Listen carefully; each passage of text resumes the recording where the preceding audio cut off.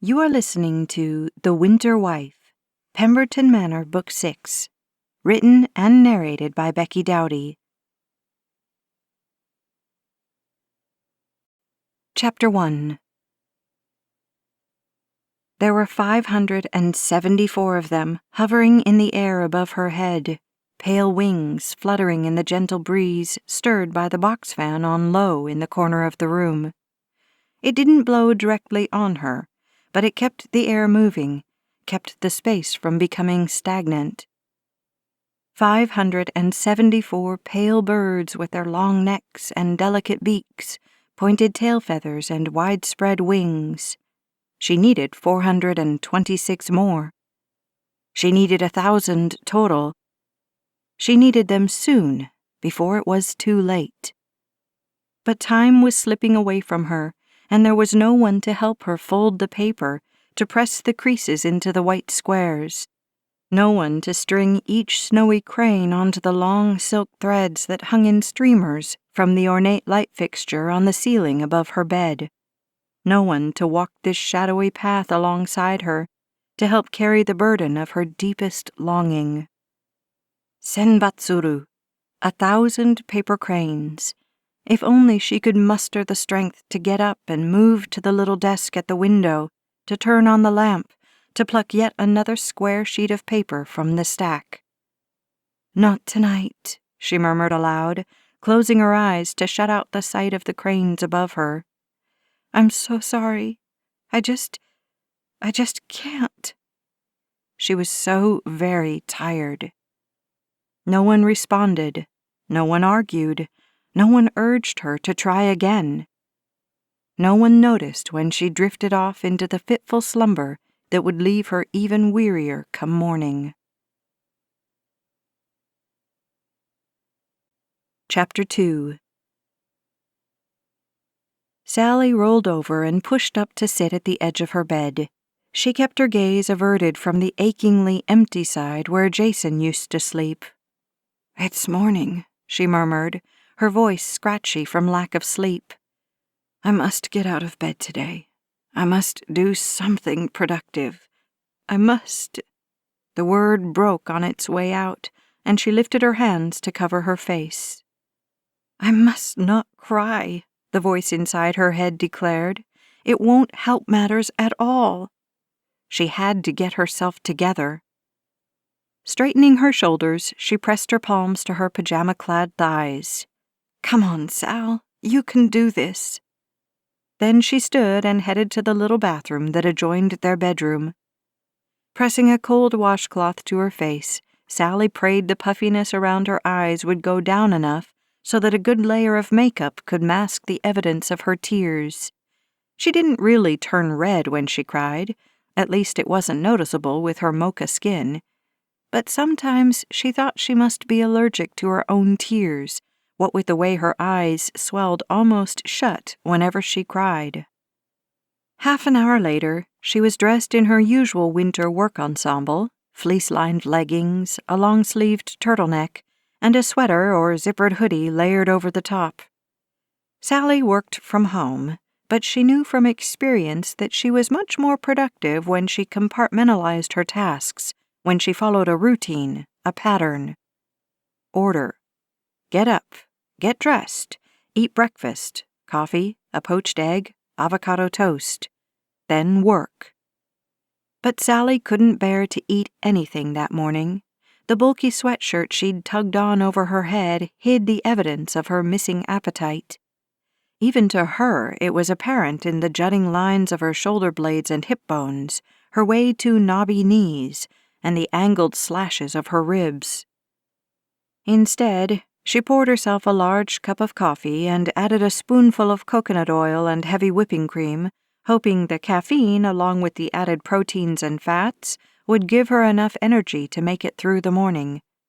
Maybe by lunchtime she'd be able to eat something.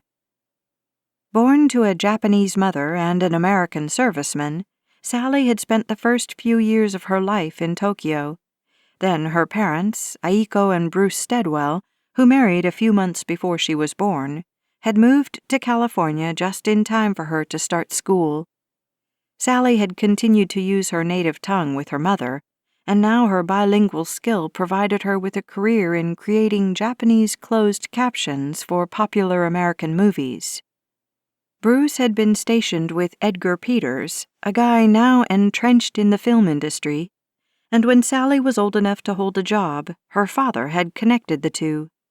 She'd been a shoo-in for the translation work she now did. It wasn't great money, but it was always enough, and it was a job she could do anywhere and on her own schedule. As long as she turned in each project by the contract deadlines, the work was almost completely autonomous, something that pleased her to no end. That said, artificial intelligence was quickly becoming more human-like, and she figured she'd soon be an obsolete commodity. In fact, a good portion of the projects she did involved editing the AI's work. She didn't miss the irony in that, especially as she found fewer and fewer discrepancies between the movie scripts and the Android translations. Right now, though, she couldn't worry about the future of her career. Right now, she had far more important things to attend to. 7 years ago, Sally had met Jason Bishop at the Thursday night farmers market downtown. He'd noticed her immediately, and the way he smiled at her every time she walked by his flower stand only made her want to walk by it, and by him, more often.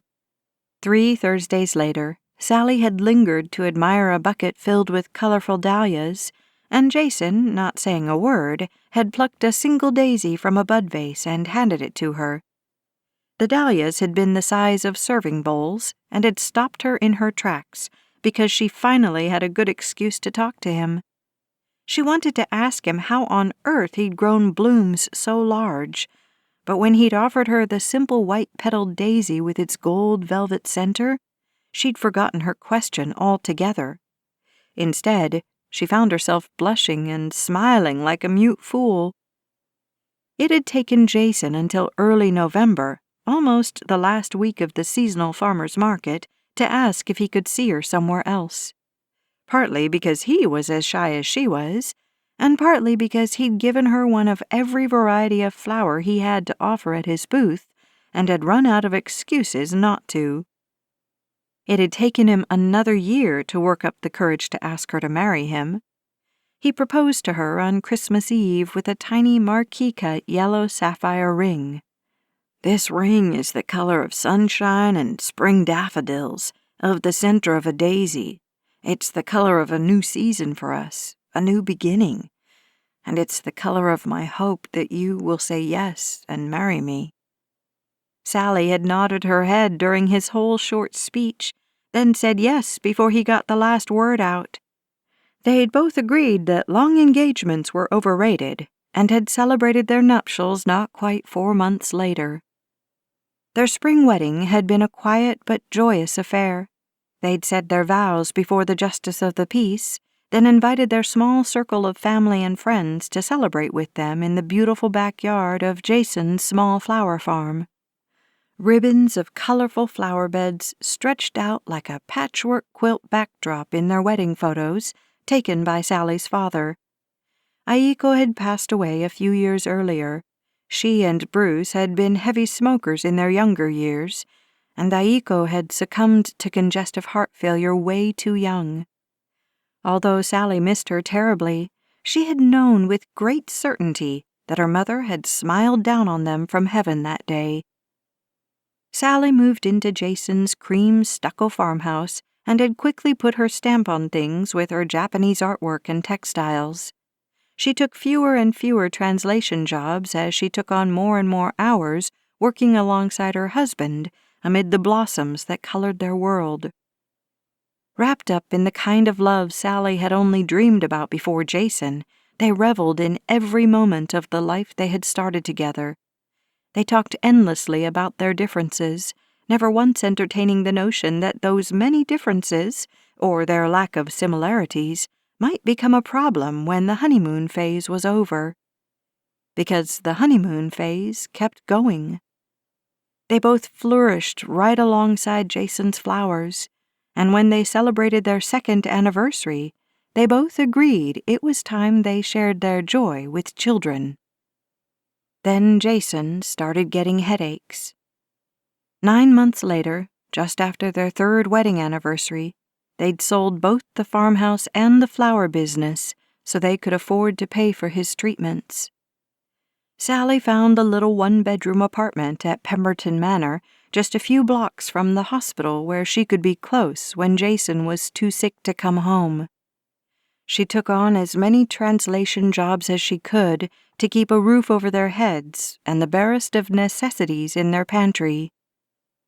By fall, Jason's cancer seemed to be going into remission, and the two of them had rejoiced carefully, clinging to hope that the brutal chemotherapy might have actually worked, despite the horrific way it had ravaged his body. They'd celebrated their 4th anniversary with grateful hearts, and, unbeknownst to each other, they had each ordered a bouquet of yellow daffodils to be delivered to the apartment that day, and then had laughed together over the bright sunshine blooms. Hope had filled every corner of the tiny apartment, and in the quiet sanctuary of the bed they shared, they'd started talking about their future for the first time in far too long. One without cancer, one that held flowers again, maybe even children. They'd passed a blissful summer and autumn together, Sally continuing to take on as much work as possible while Jason regained his strength. During that time, she taught him the art of origami, showing him how to turn square sheets of paper into stunning 3-dimensional designs, in particular, a variety of flowers. "It's not the same as your flower farm," she'd told him, "but the craft of origami is good for the heart and soul, I promise." Although they were indeed only made of paper, Jason had once again found purpose in surrounding them with colorful blossoms of every shape and pattern he could create. When Christmas arrived, Jason gave Sally a silver bracelet with the words, "You are the sunlight in my garden," inscribed on the inside. She'd been moved to tears and hadn't taken it off since. Sally gave Jason the gift of a positive pregnancy test. She was already 3 months along by then. Jason had cried too, but not with joy. His cancer had returned with a vengeance, and he'd been keeping his suffering a secret from her. In hindsight, how she hadn't seen it still appalled her. How selfish she'd been, how blind all that false hope had made her. And oh, how she'd hated her husband for lying to her. Jason had let her convince him to return to the doctor for treatment after the holidays, but she'd seen the resignation in his eyes. He, too, knew hope was for fools. "I don't want to do it," he'd told her. "That stuff makes me so sick that I wish I were dead anyway. I know my time is short, Sal. I want to enjoy what little we have left together." She'd insisted he at least look into his options, and despite his reticence, he'd agreed to another 6-week round of treatments at his doctor's recommendation. Valentine's Day was just around the corner, and against all odds, the chemo seemed to be helping, although it left him so weak and ill that they'd ended up hospitalizing him for the duration. Lord willing, however, unless there were complications, Jason might be well enough to come home soon. Sally took a long sip of her cooling coffee and tugged the hem of her sweatshirt down over her all but non-existent baby bump. She didn't want Jason to see her like this, nothing but skin and bones, weariness etched into every line on her face, the shadows nearly purple around her eyes. And she certainly didn't want him to know that she cried all the time these days, angry at how his illness was stealing life from him, from them, distraught over the possibility of living without him, despair over the thought of her raising their child without a father, without Jason. For the next several hours, Sally plugged into work, forcing her mind to focus on the characters' English dialogue and all its nuances in each movie she translated. She had a deadline to meet today, and she wanted to be finished by 3 so she could take the rest of the day off to spend with Jason. Sally hadn't told him about the origami cranes she was making for him, of course. 1,000 of them, all snow white, all made with as much love and devotion and prayer for healing as she could muster. It was going to be a surprise, a welcome home gift for her beloved husband. In Japan, when someone fell ill, it was believed that folding 1,000 paper cranes could bring healing or success, or simply the granting of one wish. Typically, all 1,000 cranes had to be created within a year, and if it was to grant a wish, the birds had to all be created by the same person. If the reason was because of illness, however, friends and family could work together to make the 1,000 folded pieces of art. Sadly, Sally and Jason had few of both. Jason's brother came as often as he could, but he and his wife lived on the other side of the United States and had 2 young, school-aged children. Sally's father had recently moved into an assisted living facility after a fall that had resulted in a broken hip and long-term rehabilitation, and he no longer drove. A good man, but brusque, he and Sally had never been particularly close, not in the way she had been with her mother. And even if he'd been well and able, she knew he would have thought little of the idea of making paper crane chains. So, in her few spare minutes when she wasn't working or sitting with Jason, Sally folded white squares of paper, point to point, line to line, folding, creasing, pressing, bending, pinching, closing, opening, the movements so rote that she could do it with her eyes closed. 574, 575, 576. There weren't enough spare minutes in a day. Chapter 3. Sally slung her purse over her shoulder, checked once more for her keys, then dashed out into the corridor, pulling her door closed behind her. It slammed loudly, making her wince, but she kept going. She was late, and she didn't want Jason to worry. "Hello!" A woman's cheerful greeting flooded the hallway, rushing over her frazzled senses like a cool breeze. Sally didn't want to talk to anyone, but there was something in the greeting that gave her pause. She looked up and up as the startlingly tall woman approached, a bright-eyed young girl in tow. "Hi, pretty lady," the girl said. Tucked under one skinny arm was a ratty stuffed hedgehog, and her hair was tied up into 2 lopsided pigtails, the curling ends bouncing against her rosy cheeks. "My name is Itsy, 'cause I'm itsy bitsy." "Especially next to your towering mama," thought Sally, but not unkindly. The woman was rather striking, and not just because of her height. Thick, glossy chestnut hair hung just past her shoulder in waves, and her dramatic features were skillfully made up in smoky eyeshadows and cherry-red lipstick, bringing to mind the old-school pin-up girls her father used to have tacked to the wall above his workbench in his garage. "And I'm Grace Winters, Itzy's friend." So not the girl's mother. Sally had seen Grace before, but only from her window. They hadn't crossed paths before now. "Hi," she said, sorting through her keys for the chunky Nissan one. "I'm Sally Bishop." Now she sounded like her dad's favorite movie character, Bond, James Bond. Itsy peered around Sally. "Is that where you live? We live on the 3rd floor." "Well," Grace interjected, "I don't live here, but my sister Sarah Winters does. Do you know her? She's in 3A. "I live in 3C, Itsy offered, with my mom and my baby brother Ollie Roly-Poly Bug. I call him that 'cause he likes to sleep in a ball like a roly-poly bug. His real name is Oliver Farnsworth, but pretty soon we are probably going to move to the 2nd floor 'cause we're getting married to Mr. Pax. Do you know him too?" Sally shook her head, a little overwhelmed by the deluge of information. "I've not met many of the other residents," she said, glad the rasp was gone from her voice.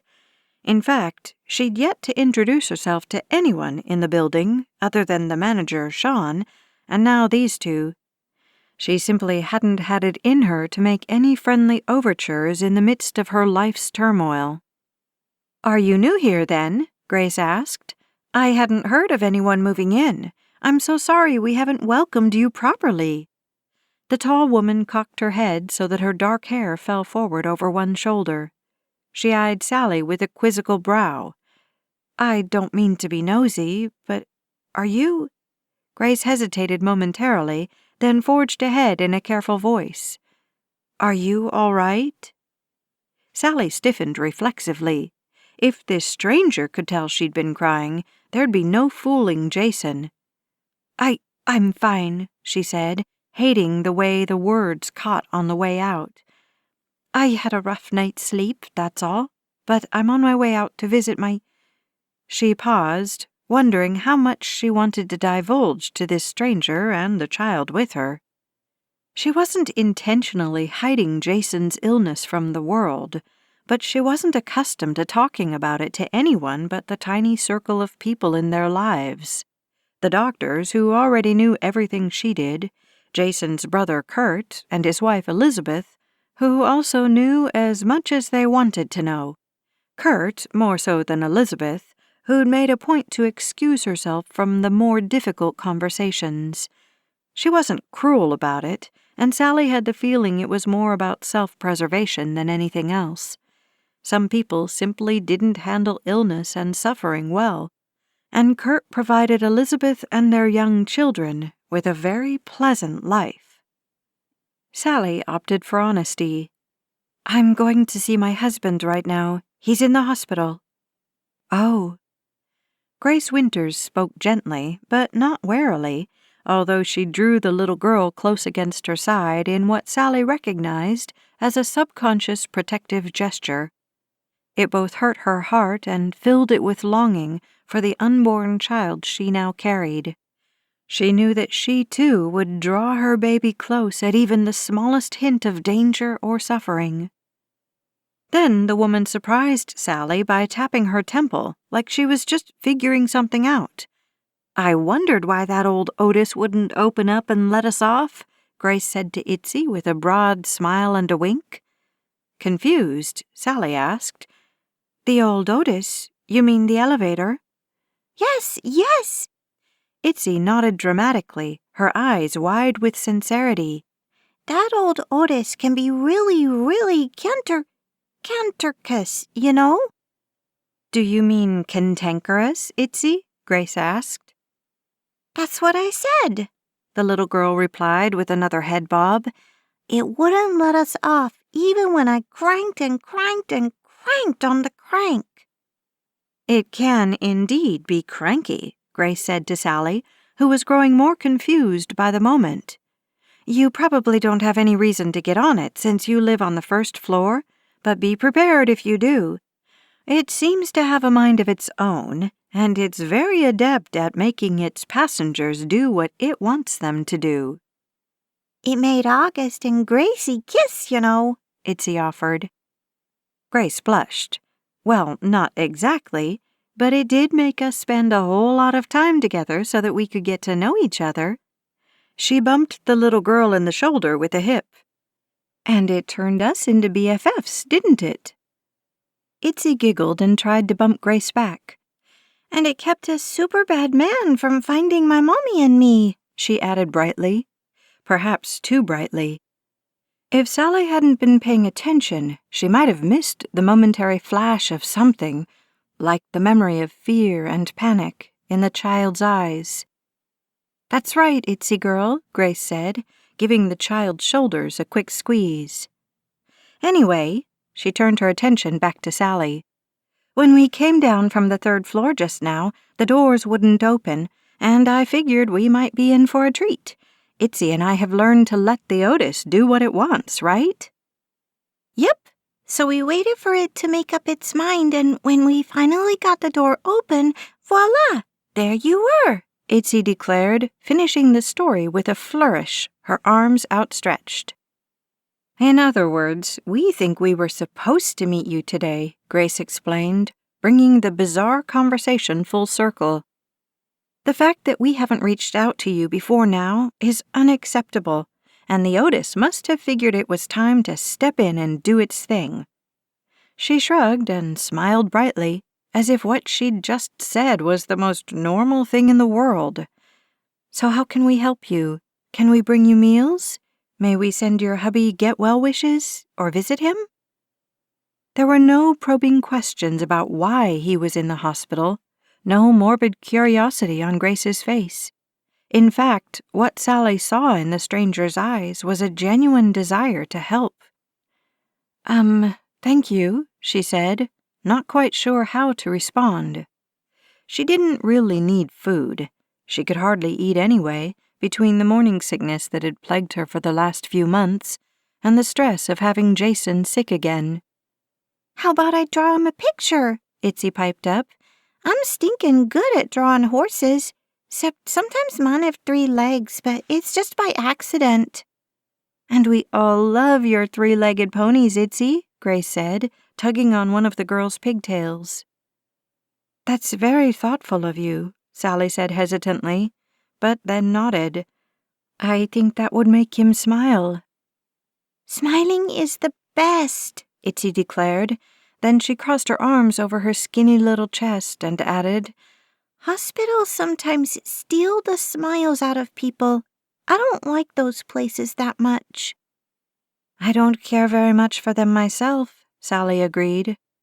She pulled out her phone and checked the time. "I'm sorry, ladies. I don't mean to be rude, but I'm already late getting out the door. It was really good to meet you both." Grace nodded quickly. "Of course, go. But listen, my sister Sarah is in 3A. Itzy's mother, Lucy, is in 3C. Pax..." "That's who we're going to get married to," Itsy cut in, her little shoulders twitching with constrained delight. "Paxton Thayer, he's a wonderful man, is in 2C, and just across the foyer from the mailboxes on this floor in 1A is Stella Carnegie. Have you met her?" Sally shook her head. Itsy tugged on Grace's belt loop. "Don't forget about Mr. Harv upstairs, too. Handsome August's daddy." "And Harv is in 2B. Sally didn't miss the soft glow of affection that lit up the woman's face at the mention of Harv, or perhaps it was the mention of handsome August that made her glow like that. "My point is," Grace went on, "that there are some wonderful folks in this building, and I know I can speak for everyone when I say we'd all be happy to help out in any way we can. Hospitals, as Itsy said, are not our favorite places." "Except for when we get an Ollie from there," Itsy countered. "Right, Gracie?" "You're right about that," Grace assured her. "He is a keeper." "He's super fat now. His legs are bigger than my arms," Itsy added, then lifted both arms into bicep curls. "But he's only got fat and I got muscles. I'm super strong, see?" Sally had to bite back her grin. "I see," she said, her eyes wide with feigned wonder. "Want to feel my muscles, Gracie?" Itsy asked, turning stiffly in an effort to maintain her flexed muscles. Grace obliged her by testing Itzy's biceps with her thumb and forefinger, making the little girl collapse into giggles on the ground. "Super strong, I tell you," she agreed, taking it all in stride. To Sally, she said, "Will you be home in time for supper?" Sally shook her head. "No, I stay and eat with Jason." Well, she sometimes ate, if she bothered to remember. He usually languished in his bed, in and out of a drug-induced sleep, but he knew she was there, and that was all that mattered. She wished she could bring her crane project to the hospital with her, but she wanted to keep it a surprise. He wasn't so unaware that he wouldn't recognize the telltale squares of paper and the familiar movements of her hands and fingers. Not only would he quickly figure out what she was doing, but it might depress him because he didn't have the energy to do origami these days. No, she usually just sat with him, talking to him, reading to him, or quietly holding his hand. Sometimes she brought work with her. She'd plug her headphones into her laptop and double-check the translations she'd done earlier in the day. "Okay, I know you need to go," Grace said, reaching out to rest her fingertips on Sally's forearm. "But please know that we're here for you." She made a sweeping gesture with her other arm. "Folks here are family. Not the normal kind of family," she amended. "We're weird," Itzy concurred with a serious nod of her head. Grace chuckled and finished her thought. "But we're good to each other the way family should be. You're one of us, so let us help, okay?" Sally felt the tears prickle behind her eyes. "I can't cry," she reminded herself sternly. "Thank you," she managed to force out. "That's very kind of you." "And me," Itzy said, standing straight beside Grace, the top of her head just barely reaching Grace's waist. "You will like us, I think." Sally nodded. "I already do." "Go." Grace made a shooing gesture with her hand, but Sally saw her eyes shining with pleasure. "I'll slip a few names and phone numbers under your door while you're gone, okay? Apartment numbers too, so you'll be able to keep track of who's who." "Thank you," Sally said again, and started for the front door, then paused at the iron grill door of the elevator in the foyer. She turned and called back to them. "I'm glad we ran into each other today." And she was. Surprisingly, she really was glad. She felt buoyed up, lighter somehow.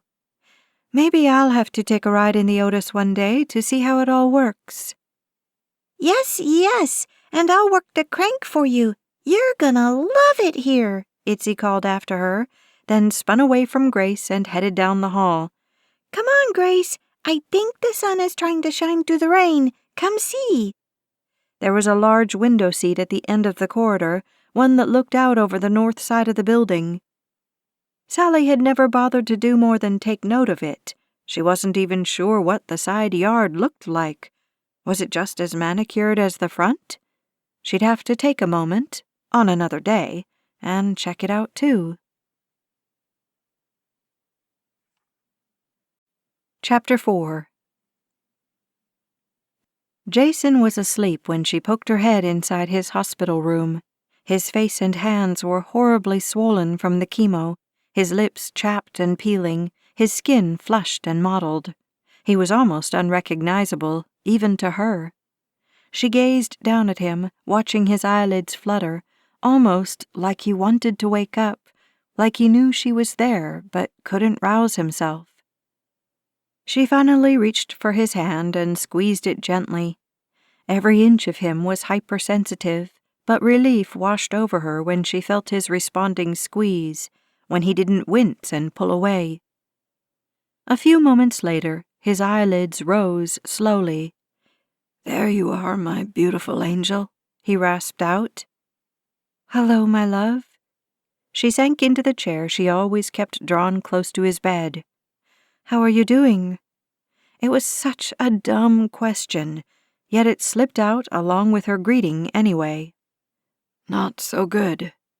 His breathing was quick and shallow, and his eyes drifted closed again. "Glad you're here." Sally's heart lurched in her chest at his words, but she refused to believe there was any underlying message in them. "I'm glad I'm here too. I miss you. I can't wait until you can come home again." It took him several moments to respond, but finally he reached for the bed rail, his fingers fumbling with the buttons until he found the one that he wanted. His eyes were still shut, but he raised the head of his bed up a few inches, the movement bringing a grimace to his features. "Let me help you," Sally said, reaching over to adjust his pillow, feeling so helpless in the face of his misery. "Tell me what I can do." Jason lifted his chin and took a long, slow breath in and out, like he was trying to open up the passageway a little wider. Then he met Sally's gaze. His eyes glistened with unshed tears, whether from pain or something else, she wasn't sure, but she felt her own do the same. "What is it?" she murmured, leaning in closer to brush her fingertips over the stark contour of one of his collarbones. "I want to go home." The words came out steady and sure, and he didn't look away. One teardrop slid from the corner of his eye into the thinning hair at his temple. "I'm done, Sal. I need—" He swallowed hard, and she thought she could almost hear the dry tissue of his throat rubbing against itself. "I need to be home, with you."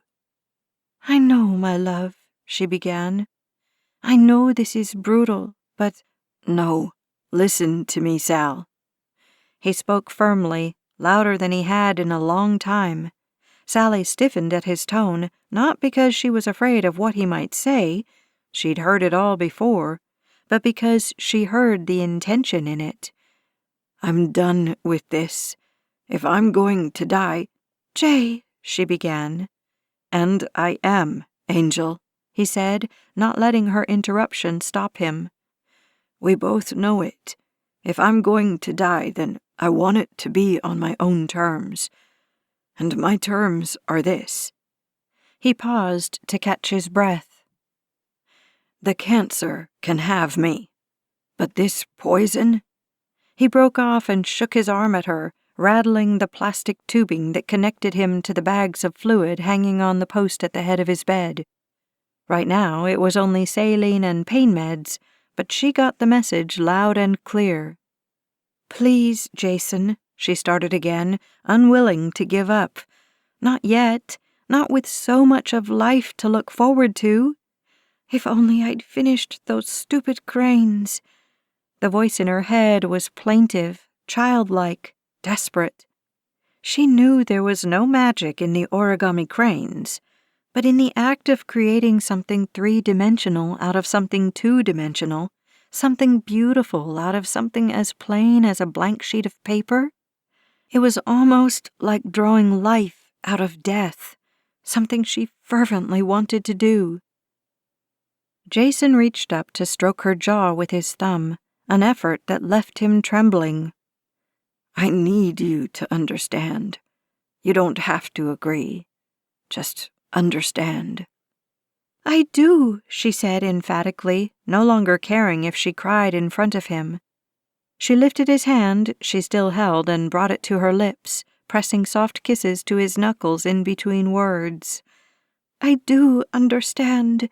I just don't. I can't give up. Not yet." "Giving up," Jason said, his tone one of gentle correction, "is lying here waiting to die. I want to go home. I want to live, no matter how little or how much I have left. This isn't living, Sally." She was shaking her head slowly, but she knew he spoke the truth. In her heart, she knew. "This isn't living," he repeated, then closed his eyes and relaxed back into the pillow again. "Take me home, please." Chapter 5. It took only 2 days for all the arrangements to be made. When Jason's doctor didn't even make a half-hearted effort to convince them to stick with the treatment plan, Sally knew they were making the right decision. Not necessarily the easier decision, but the right one for Jason's sake. "Miracles happen, this I believe," Dr. Charles said, keeping his kind gaze locked on Sally's. "Medicine can work wonders, but we have tried everything we know to do at this point. That's not to say you can't change your mind." He reached over and rested his hand on Jason's shoulder. "If you find that you want to resume treatment, don't hesitate to call, okay?" Hospice would come by daily to help with pain management and personal care assistance, but because Sally worked from home and wouldn't have to leave Jason alone for any reason, they would only use on-call services at night.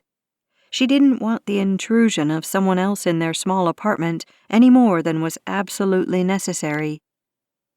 The day before, Sally had taken down the 583 cranes hanging from the light fixture in their bedroom. It would be more difficult now, she thought, to find extra minutes to fold more birds.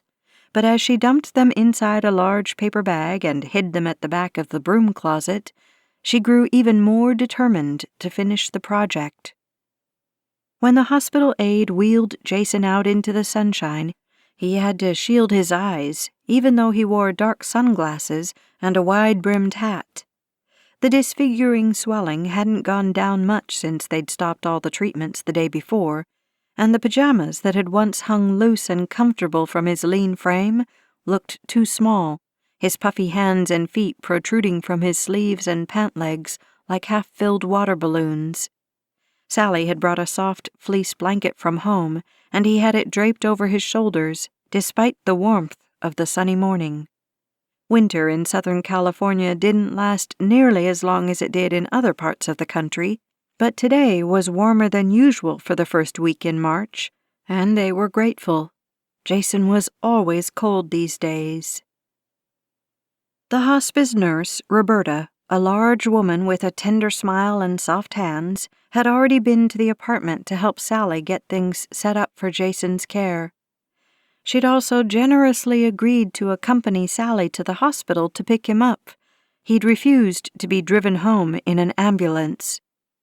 "I'm looking forward to getting to know you, Mr. Bishop," Roberta said, beaming her pretty smile at Jason as she helped get him into the vehicle. "Jason," he corrected, returning her smile. Roberta nodded. "Jason, then. Your wife has told me so much about you." The nurse did indeed know the medical details of Jason's case. They were in his chart. But Sally had given Roberta the rundown on his decision to go home. She'd filled her in on what little support system they had, and had told her a short version of how they'd met and how long they'd been married. Roberta had made her feel comfortable, even while discussing the difficult details, and the woman had seemed truly interested in the man who would be entrusted to her care. Once Jason was settled into the back seat of their little Sentra, Roberta in the passenger seat, Sally slid in behind the steering wheel. In the rearview mirror, Jason met her eyes, his shining with relief. He mouthed the words, "I love you," and smiled. A tiny bead of blood formed at the curve of his bottom lip where it split with the effort, but Sally just nodded and mouthed the words back to him. Back at Pemberton Manor, Roberta manhandled the wheelchair out of the trunk and brought it around to Jason, while Sally hurried to the front door of the building. Just as she was reaching for the handle, the door swung open slowly, and out stepped Grace Winters. From behind her came Stella Carnegie, the older woman from 1A, who had the most beautiful snowy white hair Sally had ever seen. Stella had been by to introduce herself the day before, and had gotten a list of Jason's favorite and least favorite foods. Sally was still overwhelmed by the goodness of the people she'd met in the last 48 hours. Lucy Farnsworth, Itzy's mother, and baby Ollie, of course. Then there was handsome August Jones, as Itzy called him, Grace's boyfriend. He was also the son of the man who lived in the apartment on the second floor directly above Jason and her, Harvey Jones. Harv was out of town on a short haul. He was a trucker by trade, and would visit when he got home, Grace had informed her. Then last night, August and Grace had come by, accompanied by another young woman who bore a striking resemblance to Grace, although not nearly so tall. "This is my much older sister, Sarah," Grace had said, emphasizing much older with a teasing grin. "Because of her, I'm an honorary Pemberton Manor resident," Grace explained. "Sarah keeps a bed made up for me." "She really needs to start paying me rent," Sarah had shot back, giving her sister a squeeze. Sotto voce, she'd added to Grace, "Or get that man of yours to marry you already so you can move in with him." August, who'd been standing just behind them, might be blind, but he wasn't deaf. His good-natured smile told Sally the topic wasn't a touchy one, but she thought there might be a story there, one she'd like to hear one day. She had yet to meet Pax, the man Lucy was engaged to, and there were a few other residents whom even Grace didn't know yet. But Stella, who'd lived there the longest of them all, assured her that everyone in the building was our kind of people. Even if they don't know it yet, Grace had added. Then Sarah had handed Sally the still-warm casserole dish she held. It's not dinner, she'd said with an apologetic smile, unless you eat blueberry cobbler for dinner. Sounds like dinner to me, Grace countered with a laugh. Sally had invited the three of them in and offered them coffee to go with the cobbler. She'd then told them about Jason's condition, his prognosis, and his decision to come home. It hadn't been nearly as difficult as she'd thought it would be, and when Sarah laid a hand on her knee and asked if they could pray for her, Sally had readily agreed and bowed her head. That's when the tears started to flow for real, unchecked, while Sarah poured out her heart to God on Sally and Jason's behalf.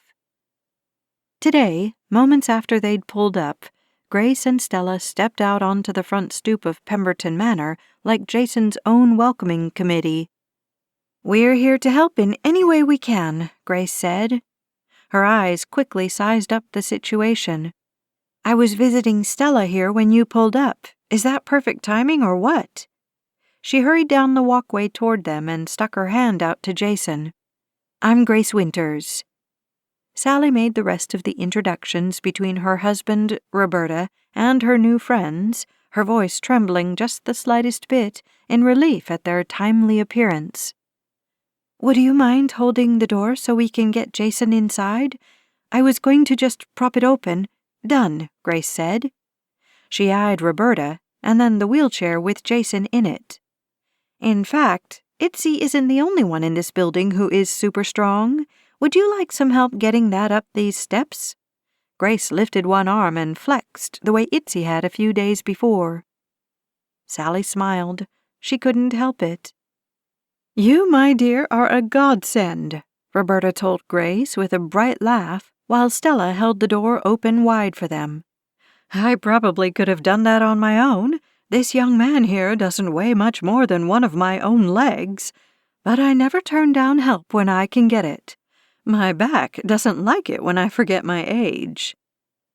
Once inside the foyer, Grace and Stella said their goodbyes, leaving the three of them to manage from there, and Sally thought that was the last they'd see of their neighbors for the day. But 2 hours later, there was a knock on the door. Jason was settled in bed, sound asleep, completely worn out by the task of getting home, and Roberta was encouraging Sally to rest too. "I'll get the door, dear," she told her. "Do you have a can of soup or two in your pantry? You look like you could use a little sustenance. You both could, and I have a feeling if your husband is going to keep anything down, it'll have to be something simple, like soup." When Roberta opened the apartment door, Sally wasn't really surprised to see Grace. Who else would be knocking? "I brought soup," she said, keeping her voice hushed, like she assumed Jason was sleeping.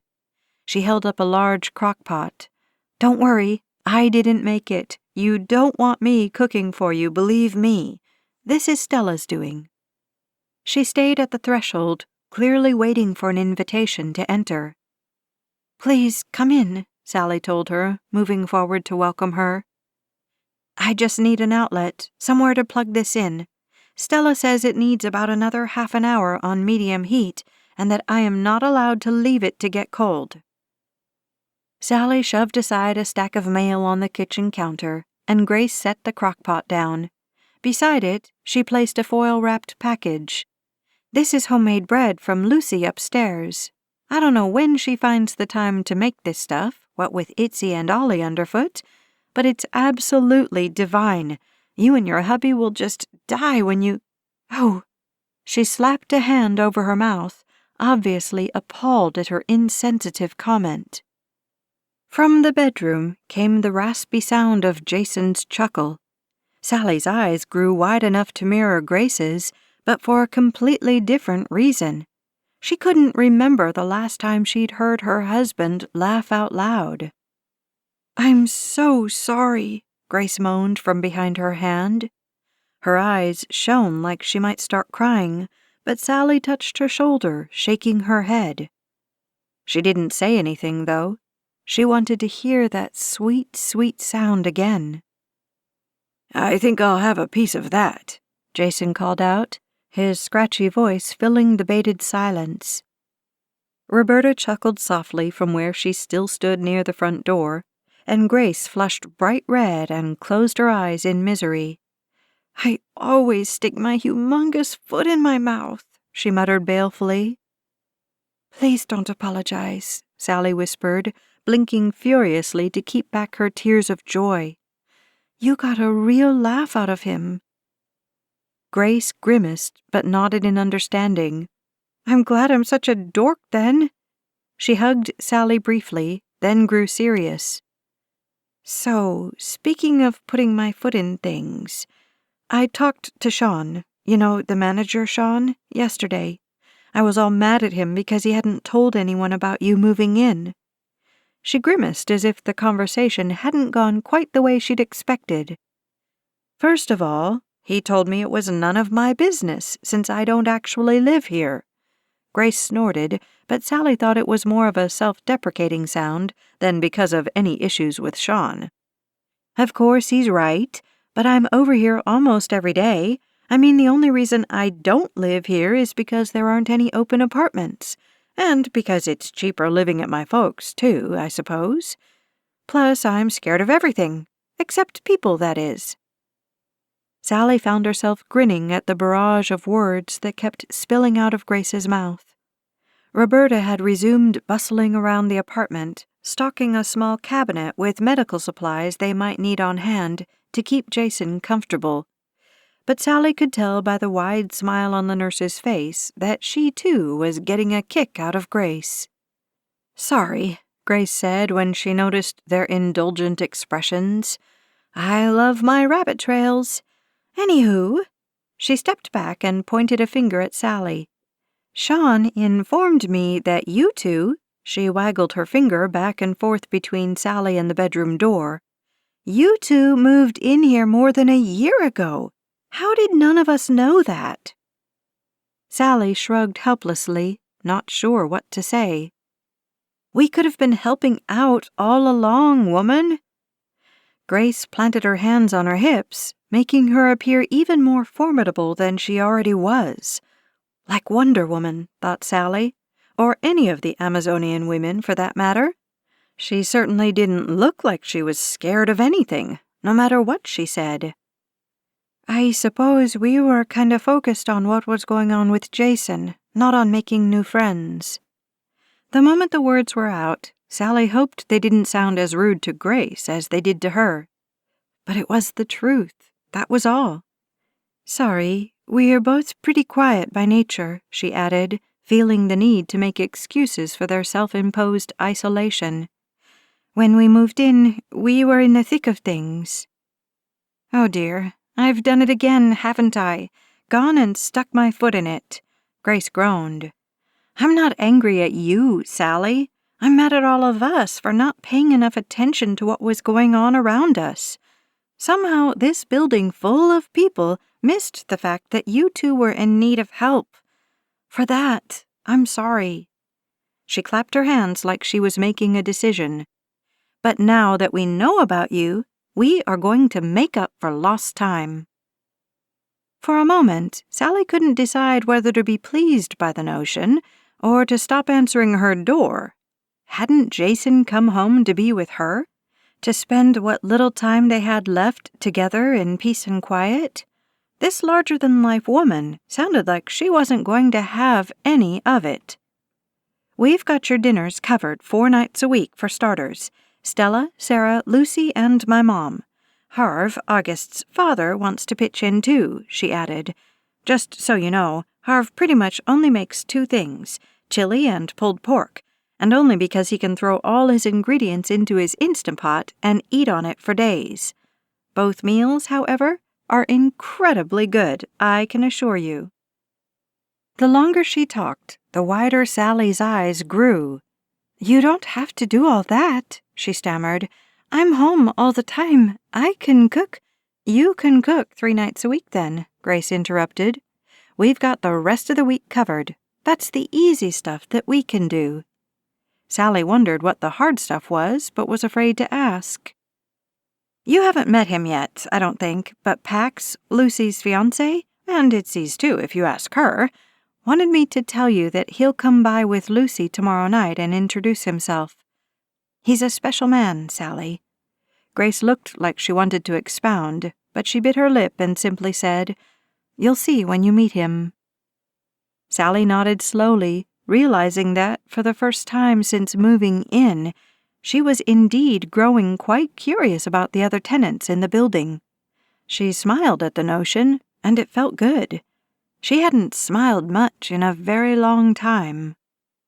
But anyway, Pax has been through some pretty trying stints in different hospitals and with home health over the last few years. Grace turned her gaze on Roberta.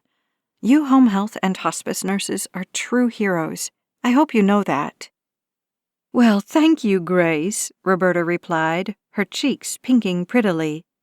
"That's such a nice thing to say." "Pax will tell you himself, of course," Grace continued back on topic. "But he wants to help out in any way he can. Just not cooking." She lowered her voice a notch. "You know, like if Jason needs some guy time or something like that. He's been through stuff," she said again. "Some pretty hard stuff." Sally thought she understood. There'd been times when Jason had closed himself off from her, struggling inside his own head with the fallout of his illness. When they'd sold his flower farm, he'd gone through a real dark time. Then, right after Christmas, it had been even worse. He'd turned away from her, away from their child she carried. They still rarely spoke about the baby, except for him to ask how she was feeling, if everything was all right with the pregnancy. Maybe he'd feel more comfortable talking to another man, especially one who apparently had a good idea of what Jason was going through. "Thank you," Sally said to Grace. "Please tell Stella her soup is much appreciated, and Lucy's bread. Roberta was just saying that we should have soup tonight." "Good." Grace clapped her hands again. "Sorry," she said when Sally winced. "Sarah is a first-grade teacher, and she's always clapping her hands about something, to get someone's attention, to cheer someone on, to scare the pants off someone she catches doing something they aren't supposed to be doing." She rolled her eyes. "I guess I picked up the habit." She shoved her hands in the pocket of her hoodie. "You know, I hate it when she does it, especially when she does it to scare me. I think I'll work on breaking that habit right now." Sally chuckled softly, enjoying how open Grace was, how transparent and genuine. "Thank you for everything, Grace," she said, suddenly awash with gratitude. You're an unexpected gift." She swallowed hard and continued, not missing the rise of color and the pleased smile on the other woman's face. "I'm looking forward to getting to know everyone here. I guess I never..." She broke off, not quite sure how to express what she was feeling. "I never thought I'd need anyone but Jason. I never thought I'd need friends. I never thought I'd feel as alone as I've felt these last 2 months." "Say no more. That soup should be ready any minute, so I'm going to skedaddle." Grace glanced at the refrigerator door where Sally had tacked up the list of names and phone numbers she'd found shoved under the door. "I see you got my list. You call if you need anything, okay?" "I will. Oh, and just so you know, Pax doesn't sleep well at night, and he made me promise to tell you to think of him as being on call 24 hours a day." "Doesn't he work?" "From home, a little. He's semi-retired from the police force. Lucy works from home, too." Grace's eyes lit up. "She's a romance novelist. You must read some of her books. They're so yummy." "I'll have to look her up," Sally said, once more finding something in common with the folks at Pemberton Manor. "I work from home, too. I do Japanese closed caption translations on American films. Grace was duly impressed, but despite the questions she obviously wanted to ask, she said her goodbyes and slipped out the door. "Well, my goodness, dear," Roberta said after Grace was gone. "Don't you have the most delightful neighbors?" Sally nodded, a little awestruck herself. "I believe I do," she replied. Chapter 6. By morning, Sally was a basket of nerves and questioning their decision to bring Jason home. He'd suffered for hours with a terrible headache that had him moaning softly, even in his sleep, after the pain medication knocked him out. Sally had stayed awake most of the night, keeping watch over him, a terrible fear taking root inside of her that the moment she drifted off, Jason would slip away from her. The thought made her want to shake him awake, just to make sure he was still alive, and more than once she'd rested her hand on his chest to measure the rise and fall of it. "I'm better this morning." From beside her, Jason's voice sounded weary but calm. "I'm sorry.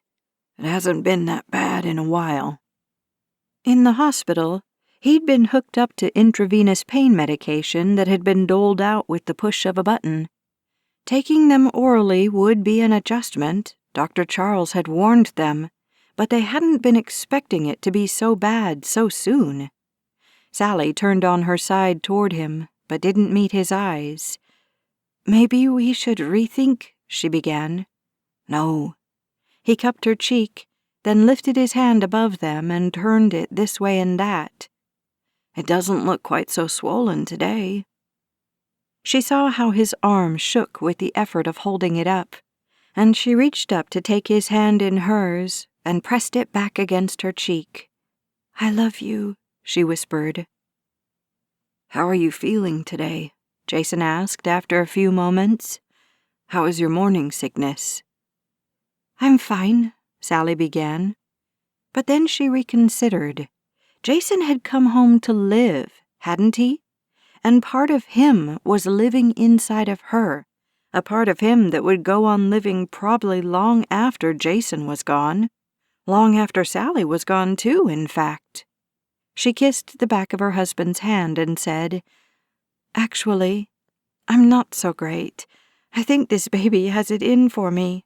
I'm not sleeping well, I'm hyper-emotional about everything, and I'm so nauseated most of the time that I can hardly force myself to eat." How awful was it that she was blaming all of that on the poor baby growing inside her? For all she knew, Jason's battle, their battle, with cancer could be the cause of all of it. The poor sleep, the never-ceasing flow of tears, even the nausea and lack of appetite. One side of her husband's mouth hitched up. "I thought as much. I can see it in your face, Sal." He turned his head on the pillow so he could meet her gaze. "I hate seeing you so miserable." His eyes roamed over her features, lingering on her mouth, then the curve of her jaw. "You've lost weight. I thought you were supposed to gain weight when you were pregnant." She rolled her eyes. "You try barfing every morning and see if you gain weight." A chuckle rolled out of Jason, catching her by surprise. Only then did she realize what she'd just said. Jason did throw up just about every morning, at least while the chemo coursed through his body. "Sorry, that wasn't very sensitive, was it?" "I think that Grace woman is rubbing off on you," he said, still grinning. "Which isn't a bad thing, Sal. I think we could both lighten up a little, don't you? It feels good to laugh a little." A few moments of silence passed between them, then Jason rolled more fully onto his side toward her, and, for the first time since she'd told him about the baby, he rested his hand on her abdomen. There wasn't much there yet, nothing that he could feel anyway, especially not through the thickness of the bed linens and her pajamas. "Can you feel him, or her, kicking yet? Would I be able to feel it?" Jason asked, his voice tinged with a trace of wonder. It was just a simple question, but it was the first time her husband had expressed an interest in the baby specifically, not just in how she was feeling. Sally took a moment to send up a fervent prayer that God would allow her husband to not only live long enough to feel his child kick against his palm, but that he would get to meet his baby face to face, to look into his child's eyes, to hold him or her against his chest, to witness that first breath, that first cry. 7 more months, God. I know you can do this for us. It was an improbable request, but she didn't care. She was asking anyway. Not that I can be certain of. She pulled the blankets back and tugged her nightgown up to expose her stomach. Jason slid his palm against her skin, his once rough farmer's hands now softer than hers. Sometimes I think I must be feeling something, she whispered, but most of the books say it's too soon to be sure, that it could be just gas. Gas, Jason teased. I didn't think ladies had gas. Not that kind of gas, you big lug, she said, rolling her eyes at him. Gas bubbles, stomach rumbles, that kind of thing. She elbowed him carefully. And for the record, proper ladies like me don't have gas, just so you know. Jason nodded sagely, but then they both grew still, the weight of his hand on her body shifting subtly, becoming more intimate, more familiar. They waited, holding their collective breaths, but there was no sign of movement from the baby. It took her a moment to realize that her husband was no longer watching his hand where it rose and fell on her stomach, but instead, his focus had shifted to her fingers laced together over the bunched-up fabric just below her breasts, which were noticeably fuller from pregnancy. He lifted his eyes to hers, and Sally saw the heat in his, tempered though it was by his weakened condition. She held her breath as he smoothed his palm up over the still flat plane of her stomach, his fingertips brushing the ridges of her ribs, then sliding beneath the thin material of her nightgown to curve around her right breast. Chapter 7. Roberta arrived just before 9, and Sally was never more relieved than she was to see her. Jason had endured a long and wretched night, the pain medication wearing off long before he could take another dose, and by morning, Sally was certain they'd made a terrible mistake. Roberta immediately noted her distress, however, and reassured her that the adjustment period was always a little trying. "We'll get this all sorted in no time," she promised, dialing Dr. Charles to request a change in the prescription. Jason's one goal for the day was to take a real shower now that he was no longer hooked up to a bunch of machines. "I could go another 100 years without a bed bath," he told the nurse. "You'd stink to high heaven after 100 years," she shot back with a wink. "But I'm with you. There's nothing like a real shower to wash away those hospital germs." Roberta had arranged for a shower bench already, and after settling Jason on the plastic seat, a towel draped over his lap for privacy, the nurse turned the task over to Sally. Jason bent his head forward as she directed the gentle spray of water up and down his back and into his thin hair. She hated how much of his scalp she could see, for his sake. His hair had once been thick and curly and sun-drenched bronze, so unlike her own straight dark shoulder-length bob. Now that the panic of the rough night was over, however, she had to admit that he did look a little better. Not quite so swollen around the jawline, definitely, and his feet, too, seemed less puffy. She could see his pain, though. Whenever he thought she wasn't looking, his mouth drooped at the corners, his forehead creased, and his nostrils flared. By the time he was out of the shower and dressed in clean pajamas, he was too exhausted to take more than a few sips of a blueberry banana and coconut water smoothie Sally had mixed for him. It was a favorite of his, and because it had no dairy in it, his doctor had given it his stamp of approval. Roberta made him promise he'd have a bowl of Stella's soup for lunch, though.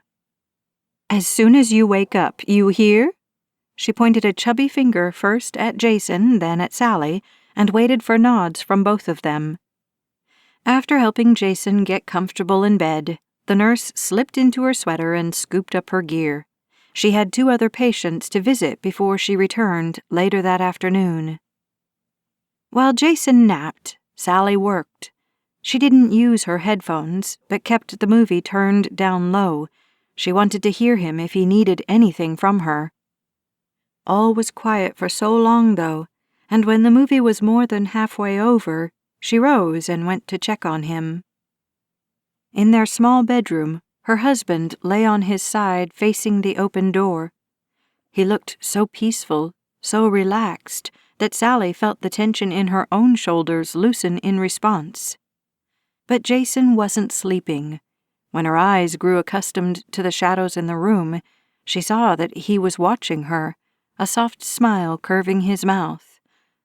"Hi," she murmured, hesitant to approach him. She didn't want to do anything that might disturb him, especially if he was as comfortable as he looked. But he reached out a hand toward her, wincing ever so slightly as his arm fully extended, and she hurried forward to twine her fingers with his.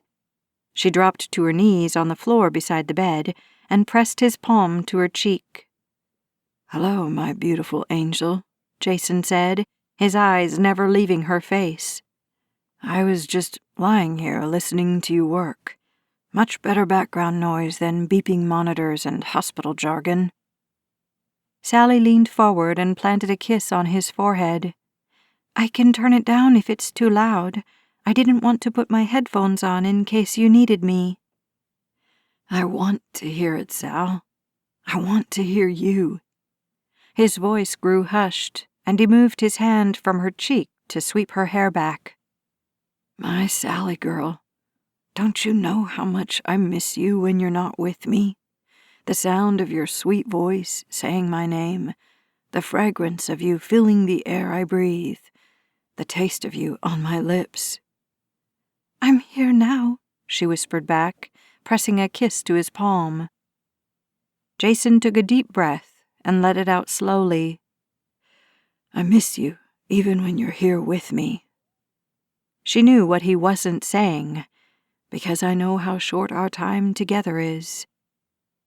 Sally didn't know quite how to respond. "What can I do for you?" she finally asked, once again wishing she'd finished the paper cranes so she could hang them from the ceiling for him to see. So he'd know that each one of those birds, each fold, each crease, each point, was infused with her prayers for his healing. "You're doing it," Jason replied, his words slurring from fatigue. His eyes closed slowly, as if his lids were too heavy to hold open. "You are it." A few moments passed. His hand twitched slightly in hers, the weight of his arm grew heavy, and she thought he'd drifted off. She reached up with her free hand and pressed the heel of her palm to her temple, where the threat of a stress headache throbbed. "I'm sorry." Her husband's quiet words brought her attention back to his face, but his eyes were still closed. Only his lips moved. "I'm sorry about all of this. To leave you like this, both of you. I wish..." His voice broke on a choked sob. "I would give anything to have our story end differently," he managed to get out. "No, Jason, please don't say that." "Don't give up. Please don't give up." "We have to say these things, my love." He still sounded half-strangled, but he went on. "I listened to you work, and although it kills me to know I won't be here to take care of you and our baby, it makes me rest the tiniest bit easier, because you have your job, and you can do it from home, and you and our child can always be together." Sally had thought of the same thing many times, not just for when the baby came, but ever since Jason had become ill. She'd written thank you notes to her father, her boss, and the whole team she worked with just to express her gratitude for it. And not just for the job, but also for their flexibility with her during this time. She knew full well that her schedule had gotten lighter, even though her pay had stayed the same. "Do you think you'll stay here at Pemberton Manor?" Jason looked at her finally, determination in his gaze. "It seems like there are good people here, people who want to help." "Jason, please," Sally said, shaking her head. Honestly, she hadn't let herself think that far ahead. It was hard enough trying to imagine a life without her husband. To imagine where she was going to live such a life seemed preposterous. "We must talk about these things. I need to know that you're going to be okay. I need to know for my own peace of mind. I can't leave you not knowing." "Then don't leave." She wanted to wail the words into the quiet of the room. She wanted to weep, to stomp her foot and raise her fist at the unfairness of it all. "What about what I need? I need you to stay." Instead, she pressed another kiss into his palm. "I suppose I'll probably stay here," she said. She wouldn't assure him that she'd be okay, though.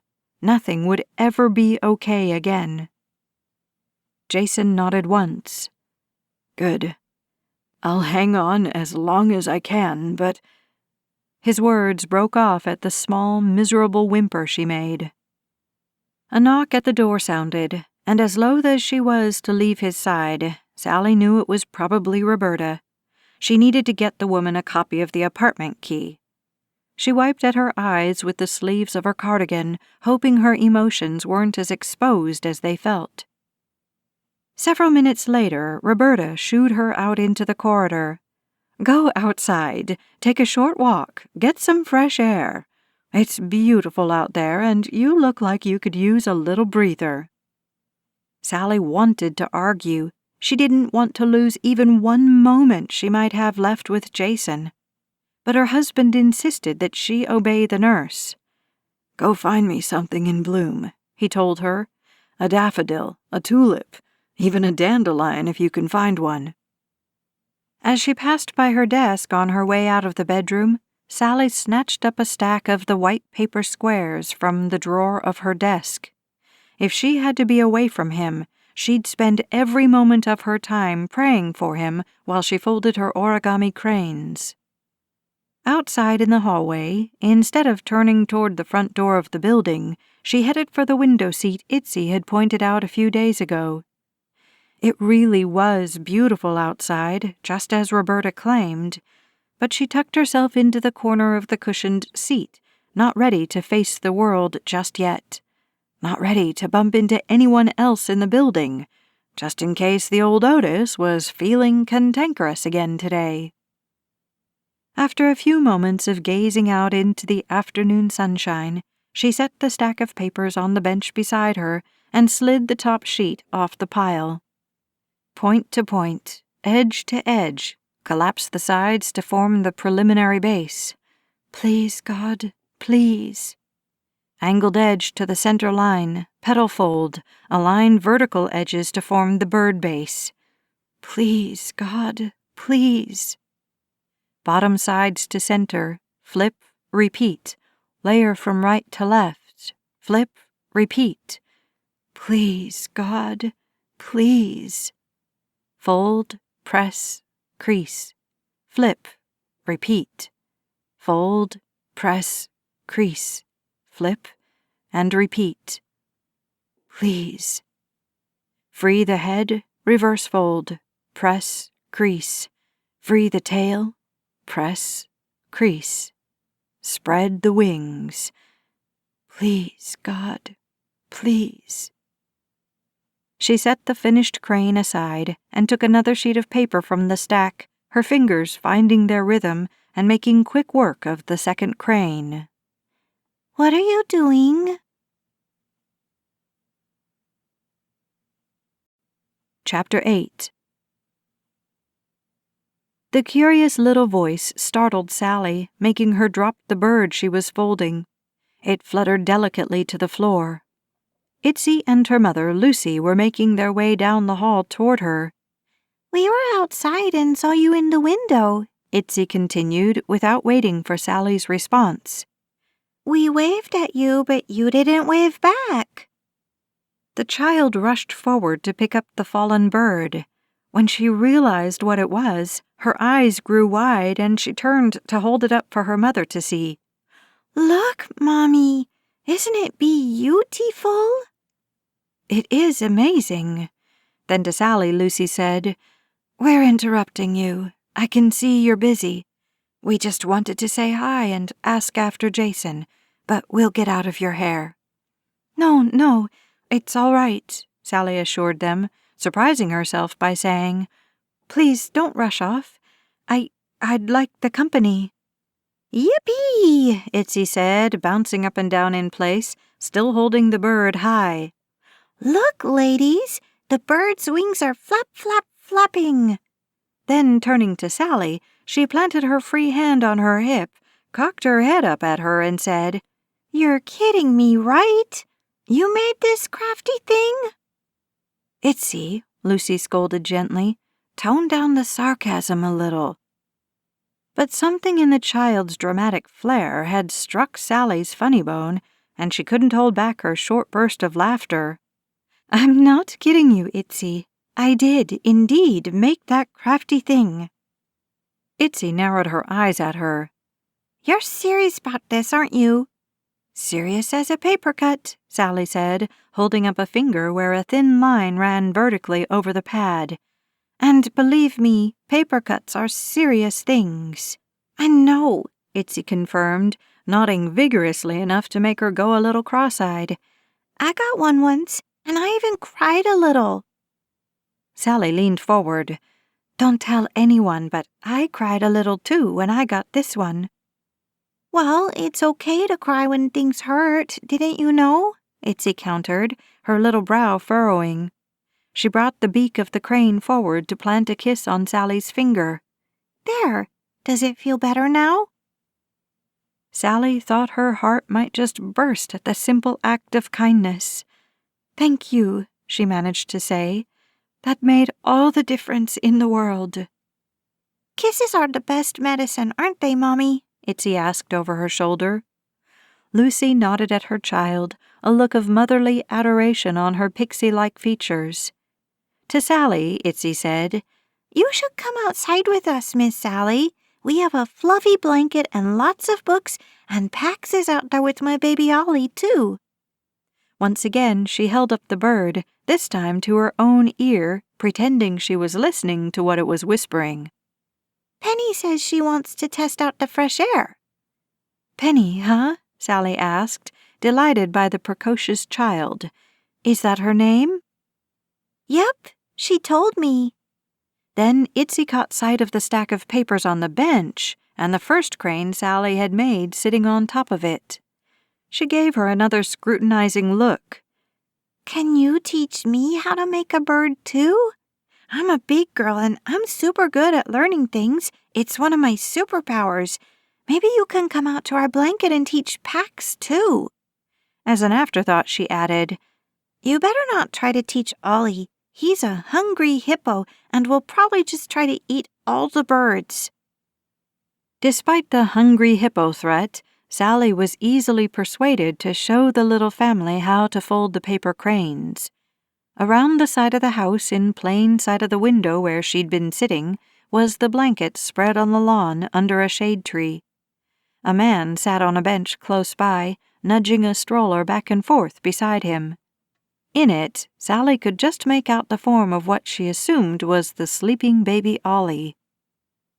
She scooped up her stack of papers and the first crane she'd folded. Itsy helped Penny fly, and followed the mother and daughter outside. The enormous fountain the front walk circumvented was flowing, and Itsy insisted Sally run her fingers under the rivulets of water as they passed by.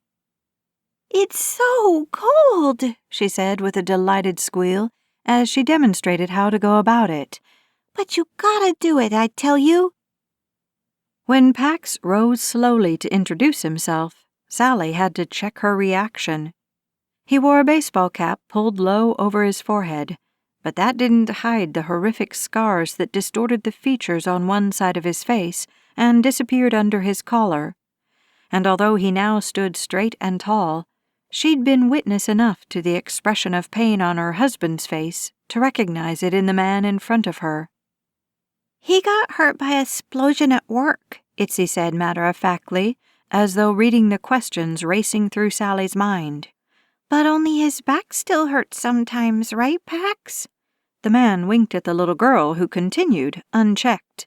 "He has superpowers too, you know. He saved us from that bad guy one time, Pax and old Otis." "I see," Sally said, even more curious than ever now. Maybe she'd one day hear the story of Pax and Itsy, the Otis elevator, and the bad guy. "Nice to meet you, Pax." "She's my PR person," Pax said with a chuckle. "I pay her in marshmallows and crayons."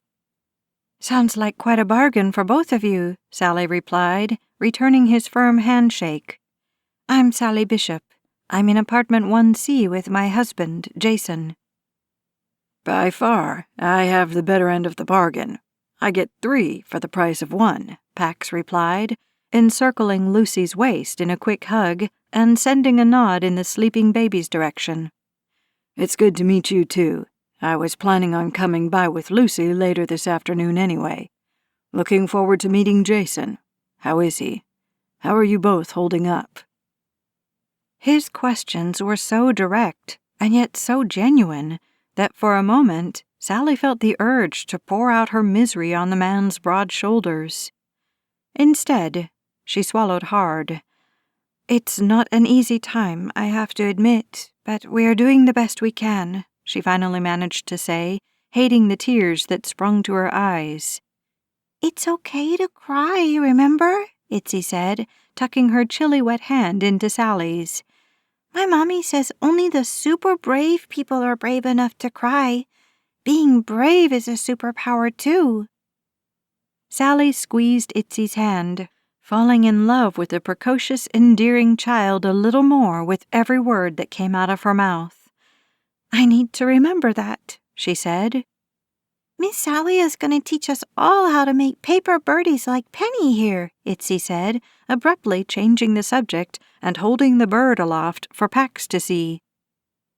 Over the next 15 minutes, Sally found that she was able to set aside her worries long enough to enjoy the sunshine, the springtime nip in the air, and the chatter of the little girl who, alongside her mother and the man who would soon become part of their family, all learned to make the origami cranes. She found herself explaining the tradition of the 1,000 cranes to them. "I've been working on folding 1,000 for Jason," she told them, feeling a little silly at what some might construe as a fruitless gesture. "But I've still got more than 400 left to make." "Do you have to make them all yourself?" Lucy asked quietly, balancing the little bird she'd just created in her cupped palm. "Is that the tradition?" Sally shook her head. "Not when the 1,000 cranes are for someone who's sick. It's good when friends and family help." She didn't divulge that their embarrassing lack of either one was why she'd embarked on the project alone. But then she thought perhaps Lucy had already figured that much out. The dainty woman's gaze grew serious. "Because I'd love to help you finish them." "Me too," Itsy exclaimed, jumping to her feet and flying Penny and her own rather misshapen paper crane, whom she'd dubbed Poppy, over her head as she ran in a circle around the blanket. Ollie let out a grumpy squawk from the stroller, and Itsy grimaced, then flew the birds over to where her brother lay. "Shh, Ollie Bug," she sing-songed. "You are still too crabby pants to wake up." The baby, to Sally's surprise, did as his big sister instructed and closed his eyes again. "Thank you, Itsy." Lucy patted the blanket beside her, and the little girl dropped cross-legged to the ground and leaned into her mother's side. "One thing I've learned since moving here, Sally," Lucy continued, stroking Itzy's hair as she spoke, "is how good it is to belong. I had to learn that the hard way," she added, her gaze taking in the old apartment building before she turned an adoring smile on Pax. "Believe me when I say, because I speak from personal experience, that this place and the people who call it home, this is a good place filled with good people to belong to." When Sally only nodded non-committally, Lucy went on. "Most of us have walked through some pretty harrowing times," she said, squeezing Itsy tightly until the little girl grunted in protest. "And we are here when you need us." "Thank you." "I didn't say if, either," Lucy added. "I said when, because people need people. There really isn't any getting around it." Sally felt her head bob up and down again. "I know," she finally said. "I just don't know what kind of help I need right now. Every step of this journey feels unpredictable and treacherous." That was the exact word for it, she thought. "I feel like I'm holding my breath all day long." "You can hold your breath that long?" Itsy asked, aghast and impressed at the same time. "I can hold mine a long time, but not all day." She leaned forward and poked Sally in the knee. "Maybe that's your superpower." "Maybe," Sally concurred with a half-smile. "You're not alone." Pax's voice rumbled low and soft in the air between them. "You don't have to go through any of this alone." Without thinking, Sally rested her hand on her belly in a subconscious protective gesture. Lucy's gaze followed the movement, then returned to Sally's face. "Oh," Lucy breathed out, her eyes glistening with understanding. In a tender voice, she said, "I came to Pemberton Manor pregnant, too. It's going to be all right." "You're going to have a baby?"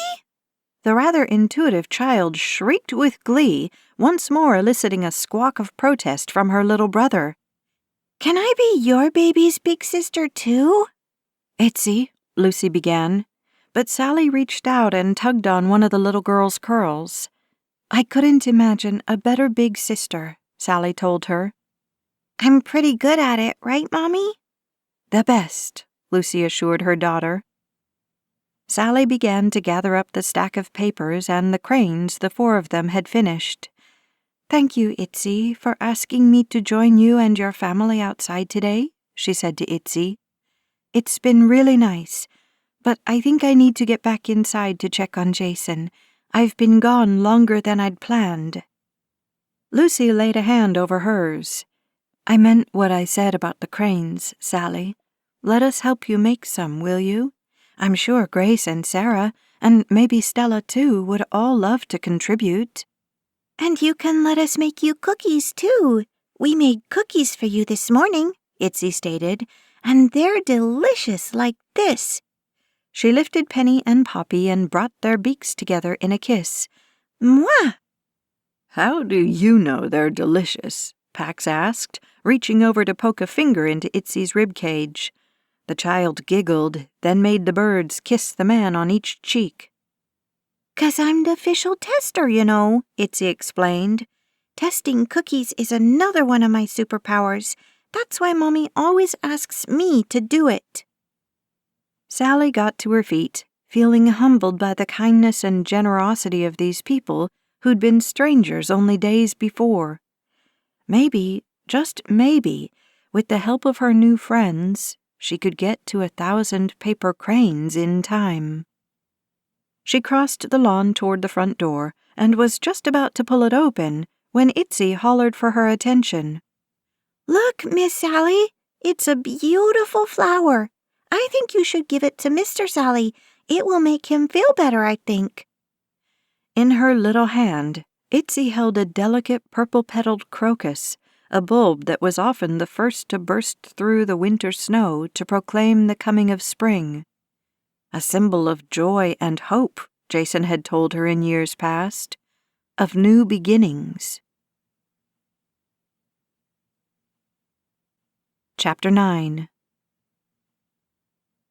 The first week of being home with Jason flew by in a blur of adjusting and tweaking and flexing, of visits from the home health nurse as well as from their neighbors, and of both scary moments and delightful ones.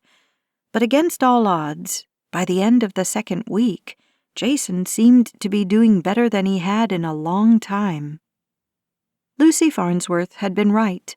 Grace and Sarah had jumped at the chance to help with the paper cranes, and although Stella wanted to participate, she was suffering from arthritis pain in her hands.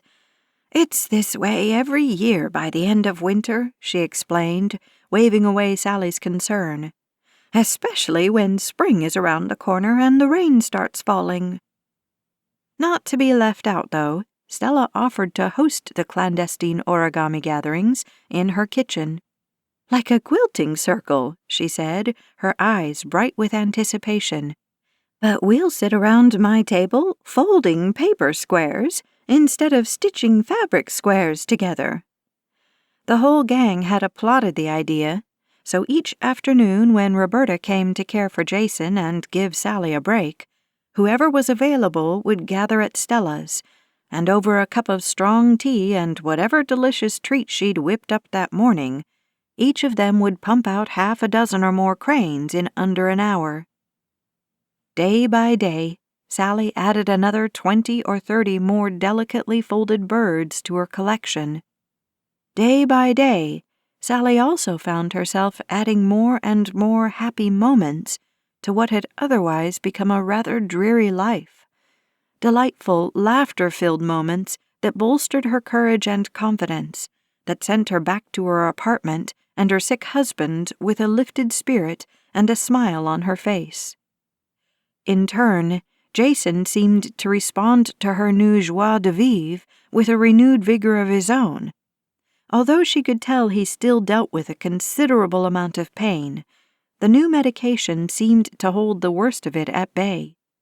He smiled more, he slept better at night and less during the daylight hours, and best of all, he was becoming more involved with Sally's pregnancy and their growing baby.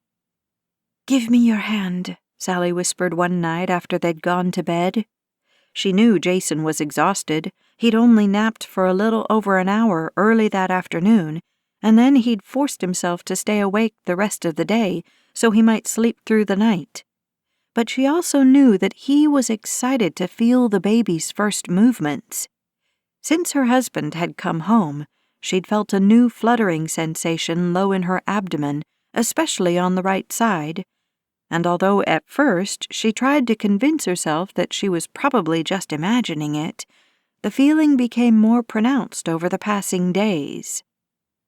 Jason wasn't asleep yet, though, and when he placed his hand on her belly, Sally covered it with her own and pressed down gently. "Just wait," she told him. "I can definitely feel it from the inside, so I'm hoping you'll—" "Was that it?"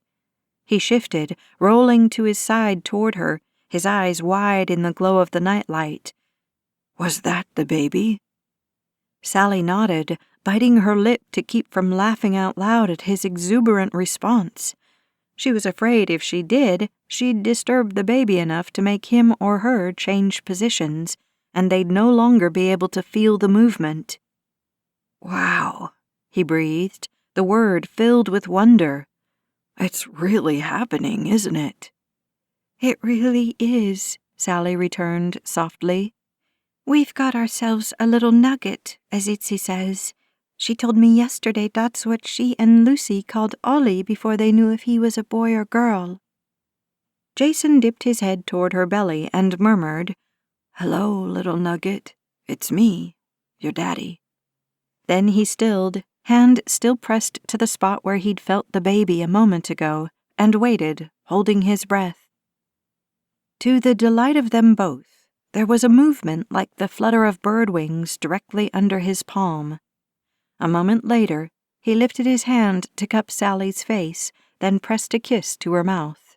She felt the moisture of tears on his cheek, and her heart swelled in her chest so much that for a moment she wondered if there'd be enough room inside of her for the baby. April arrived gently, bringing with her the fragrance of spring flowers, green grass, and above all, hope. With the help of her neighbors, Sally was only 34 birds away from her goal, and although she could have completed the last of the 1,000 cranes herself, even if it meant sneaking into the bathroom to fold the papers in the middle of the night, she wanted to share the moment with her friends. Besides, everyone else was rather giddy about it, right along with her. "I've been thinking about how to present this to Jason," Sally said one afternoon. Lucy and Itzy were there, Ollie on the floor gnawing on a crane his sister had made especially for him. Grace and Sarah had joined them a few minutes late, but they'd settled in quickly. Over the last few weeks, they'd all gotten quite skilled at folding the origami cranes, and today Sally was certain they'd complete the final one. "You are keeping count, right?" Grace asked. "Because you, Sally dearest, have to make the 1,000th crane. You know that, don't you?" "Oh, it doesn't matter who makes it," she started, but Grace raised a hand to stop her. "Oh, it does indeed matter, girlfriend," she said, leaning forward over the paper she was carefully creasing. "This is all about you and that man of yours. We are here to help, not to take over." "And to love little Nugget," Itzy said, scooting off her chair and circling the table to throw her arms around Sally's waist. "My mommy says pregnant ladies need lots of TMC, right, Mommy?" TLC, Lucy corrected, tender loving care. "Although sometimes you do give TMC to Ollie." "Yeah," Itzy nodded without an ounce of contrition. "Too much cuddling. I'm good at that." "Well, you're good at TLC too," Sally said, hugging the child back and pressing a kiss to the top of her head. Itzy's hair smelled sweet, like orange blossoms and sunshine, and Sally could hardly wait to smell her own child's head. "So how are you going to present it?" Grace asked, bringing the conversation back around while Itzy scrambled into her chair and picked up the crane she'd been working on. The little girl wasn't as fast as the rest of them, and her birds always ended up a little wonky, but for one so young, she was doing a rather impressive job of it, and Sally readily added the unique little creatures to her collection. "You know that Japanese maple outside the bay window at the end of our hall?" The Winters sisters both shook their heads, but Lucy nodded, her eyes lighting up as if she already knew what Sally was thinking. "Well, it's a red one. It's leafing out right now, and the leaves are this deep burgundy with greenish centers. It's quite breathtaking." "I know the one you're talking about," Stella interjected. "I love watching that thing go from season to season and year to year. It's never the same, always changing." Sally nodded in agreement. "Well, this last week, Jason and I have started doing a little walking the halls in the early morning. He's been suffering from leg cramps at night, and walking around a little seems to relieve them." She finished the bird she'd been folding and added it to the small growing pile in the middle of the table. If she'd counted right, they were down to 11 cranes to go. She was glad Grace was making a big deal about the last crane. She'd never insist on it herself, but she'd been racking her brain to come up with a way to make sure she did indeed get to make it. "So he's been going on and on about how beautiful it is, and now he specifically asks if we can walk down and check on the maple tree each morning." "I'm so glad to hear how he's progressing." Stella held up the teapot. "More tea, anyone?" "It's slow, I know," Sally said, shaking her head at the refill offer. "And we have had some rough days. but the fact that he can walk the length of that hall and back is a pretty big deal for us. He used to need help just to sit up at the edge of his bed, no less to walk across the room to the bathroom." "What a miracle he is!" the older woman exclaimed, topping off Itzy's tea before adding a large dollop of clotted cream to it. Itzy beamed up at Stella, barely able to contain her glee at the extra serving of deliciousness.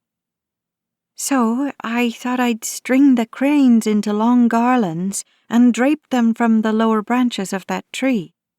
But instead of walking him down to the window, I was thinking I'd ask him if he wanted to actually go outside and see the tree in person. I really think he's strong enough to make it out there. He might have to rest before we come back in, but that bench is right there, and maybe I could pack a thermos of hot tea for us to enjoy too." "Oh, Sally," Grace said, her eyes shining suspiciously. "How absolutely perfect! And the fact that it's a Japanese maple and the 1,000 cranes is a Japanese tradition, how cool is that? I mean, totally 1,000% perfect." "Can I help you hang the birds?" Itzy asked, wiggling frantically in her chair. Sally wasn't sure if she was just excited to help, or if maybe she needed to use the bathroom and was doing some kind of potty dance. Sure enough, Lucy leaned over and whispered something to the girl, who sprang from her seat and raced from the room. "Don't answer me until I get back," she hollered over her shoulder, startling Ollie, who looked after his departing sister forlornly, then began to wail. "She's coming right back," Lucy told him, reaching down to scoop him up. When he saw the pile of snow-white birds before him, his eyes grew wide, and he immediately stopped crying, and started grabbing. He'd snatched 2 of the finished cranes before they could sweep the creatures out of his reach. The moment Itzy had settled back into her chair, she stared expectantly at Sally. "Well?" she prodded. "Actually," Sally began with an indulgent smile, "I was going to ask for your help. All of you," she amended. "I was thinking about having a little garden party." "I love garden parties," Itzy shrieked, and although Ollie jumped, he immediately offered them all his adorable snaggle-toothed grin. "Itzy," Lucy said, placing a hand on her daughter's arm, "calm down."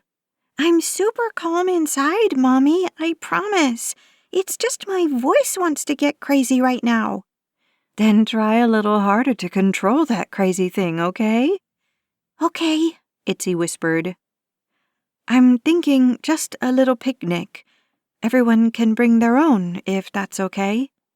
Sally had been able to keep enough work coming in to cover her bills and living expenses, but not much more than that.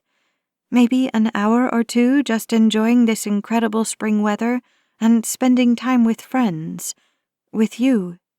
She smiled shyly at the faces around the table, at the women who truly had become her friends. Sometimes she could still hardly believe it.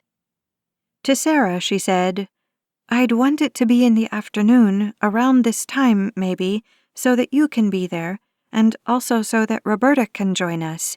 She'd be there to help with Jason, too, just in case." "I think that all sounds like a fantastic idea," Sarah said, "except for the part about everyone bringing their own. Let us do all the planning, okay?"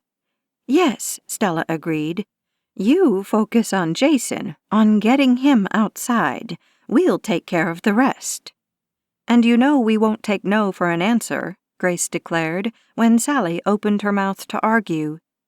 "I won't take no for an answer about hanging them birds, neither," Itzy said emphatically. "There's that crazy again," Lucy admonished. "Please wait and see how Miss Sally would like us to help first, okay?" Itzy had the good manners to nod and say, "Sorry, how do you want us to help, Miss Sally?" In that moment, Sally prayed she'd never have to go back to living her life in the tiny world she and Jason had created. She'd thought they'd been complete in and of themselves, and in many ways they had been. But now, having met the wonderful residents of Pemberton Manor, Sally recognized all that she'd missed out on by not plugging into the lives of those around her. She could have been enjoying this kind of company, no, this kind of friendship, long before now if only she'd been brave enough to share her life sooner. But she wouldn't entertain regrets, not now.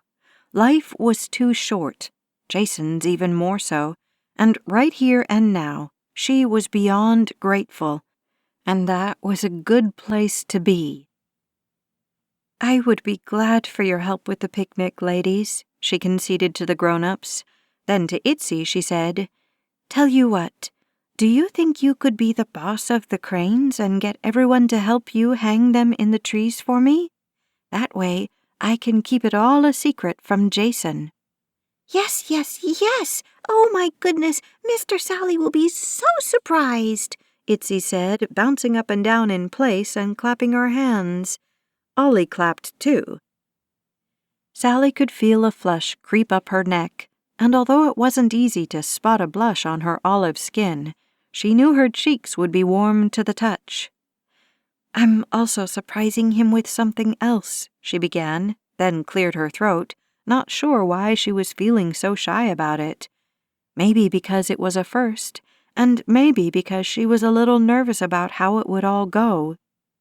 "I don't have great insurance for my pregnancy," she began, not wanting to get into how difficult that aspect of Jason's illness had been. "But I found a place, it's a school, where the students will perform ultrasounds for just the cost of the supplies and equipment. So I've got an appointment for next week, and I'm going to take Jason. I already spoke to Roberta. She's the one who told me about the school, and she's going to come with us. Isn't that kind of her?" "Of course," Sally added with a playful smile. "She's insisting that she gets to see the ultrasound in exchange for the favor." I readily agreed. "This is wonderful news, Sally," Lucy exclaimed, somehow managing to execute another perfect crane around the grabbing hands and drooling mouth of the little boy in her lap. "Are you going to find out who you're having?" "Who?" Sally cocked her head at the curious phrasing. Lucy shrugged her shoulders and gave her a half-smile. "You're having a who, not a what. I always thought that question was said wrong." "You're absolutely right," Stella pronounced. "Are you finding out who you're having, Sally?" "I want to. I'm going to ask Jason when we're there. Roberta and I are keeping our destination a secret until we get there. He's going to have a lot of surprises next week." She hoped it all wouldn't be too much for him, but he was doing so well these days, she was sure it would be even more motivation for him to focus on getting better. "So I was thinking it might be fun to combine the 1,000 Cranes surprise with celebrating finding out who we are having." "Well, it looks like we have a garden party to plan," Grace declared, scooping the pile of paper cranes they'd finished toward her. She counted them quietly in her head. When she got to the last one, she looked around the table at the expectant faces. "Ladies," she began, her voice hushed, her smile huge, "I just double-counted 33 cranes." Turning to Sally, she said, "You're up, woman. We're going to flood you with all the best wishes and strongest prayers and more love than you could possibly imagine so that it spills out of your fingertips while you fold the 1,000th crane." "That's going to be one powerful bird," Sarah stated with a slow, serious nod. "A powerful bird," Itzy echoed in hushed tones, awed by the magnitude of the concept. Sally wasn't surprised to see that her hand shook just the slightest bit. Ceremoniously, she made a big deal of reaching for the top square of snow-white paper from the stack in the middle of the table. Then she slid it toward her, folded her hands over it, and bowed her head in a silent prayer for healing for her husband. When she lifted her head, she realized all the women, including Itzy, had bowed their heads right along with her, and in the reverent silence of the room, Sally acknowledged again how much she had to be grateful for. "God, thank you for my friends." She choked on the words and had to clear her throat and repeat them. "And thank you for my husband. Please heal his body, God.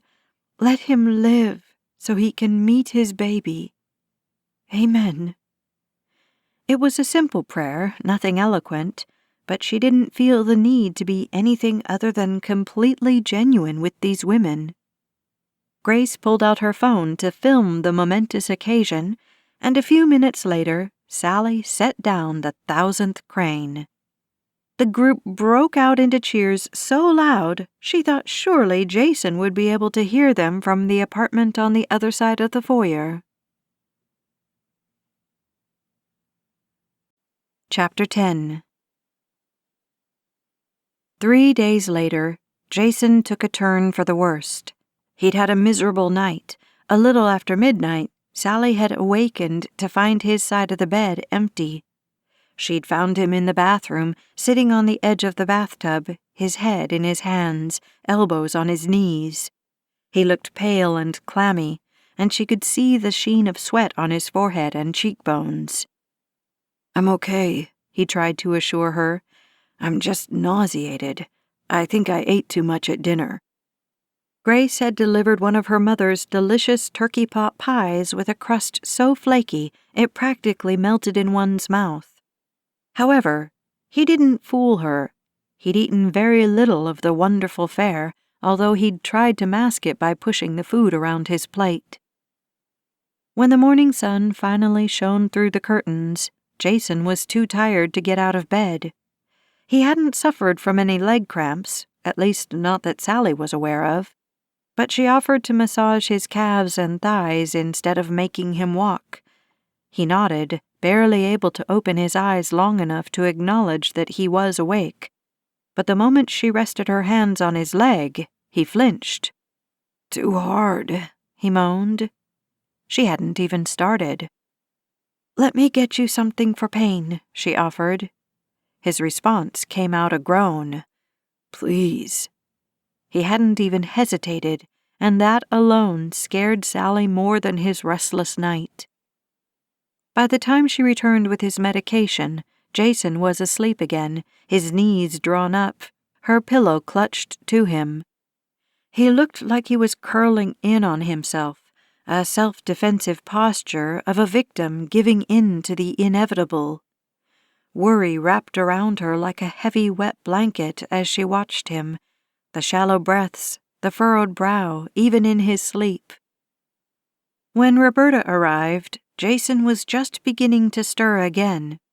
Sally met her at the door, and she filled the nurse in on what had happened over the last few days, as Roberta went over what Walter, the weekend nurse, had written in Jason's medical files.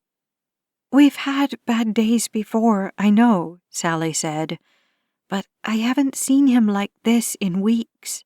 I mean, do you still think we're doing the right thing? What if we're missing something? What if they can help him at the hospital, if they can do stuff for him that I can't?" "Oh, sweetheart," Roberta said, dropping to the sofa beside Sally. "This is the normal process. Good days and bad days, remember? We enjoy the good days, we find ways to lessen the burden on the bad days, and we are grateful for every new day we get." She was right. The medical team had explained to her how the process of dying would play out. Not one of them had said it could go the other way, that he might survive.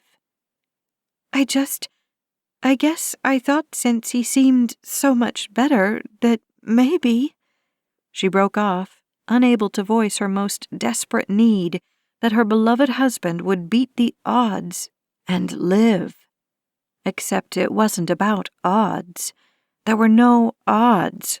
Jason was dying, period, and there was nothing, shy of a miracle of biblical proportions, anyone could do to prevent that from happening. "I just hoped," she finished lamely. Roberta drew her into a quick, firm hug. "And you just keep on hoping, Sally. The good Lord above still performs miracles. Sometimes they're in the healing of the sick, and sometimes they come in other ways, like bringing just the right people alongside you to walk this difficult road with you." The nurse pulled back and patted Sally's knee. "I like to think that sometimes I'm part of a miracle like that. I may not be able to do much more than comfort a patient who is transitioning from this life to the next, but I can also help those left behind to process through that transition too." Sally covered Roberta's hand with hers. "Oh, Roberta, I can't tell you how much you have helped us both. Thank you." There was a knock on the front door, a gentle one, so it probably wasn't Grace or Itzy. "It seems the good Lord has brought a whole host of people to walk alongside you and Jason," Roberta said with a chuckle, pushing to her feet. "I'll check on our patient while you get that." Stella stood in the doorway, a covered dish in her hands. "Good morning, Sally. I come bearing cinnamon streusel coffee cake muffins. It's my favorite way to start a day, but if I make them for myself, I eat every one of them myself too. Since I have you to share them with, I don't feel so guilty." Something in Sally's expression made her pause. "Oh dear, is everything okay?" Sally tried to smile, but she was sure it looked more like a grimace. "A rough night. Roberta's here, and she seems to think everything is okay, so—" She let her words trail off, not sure what else to say.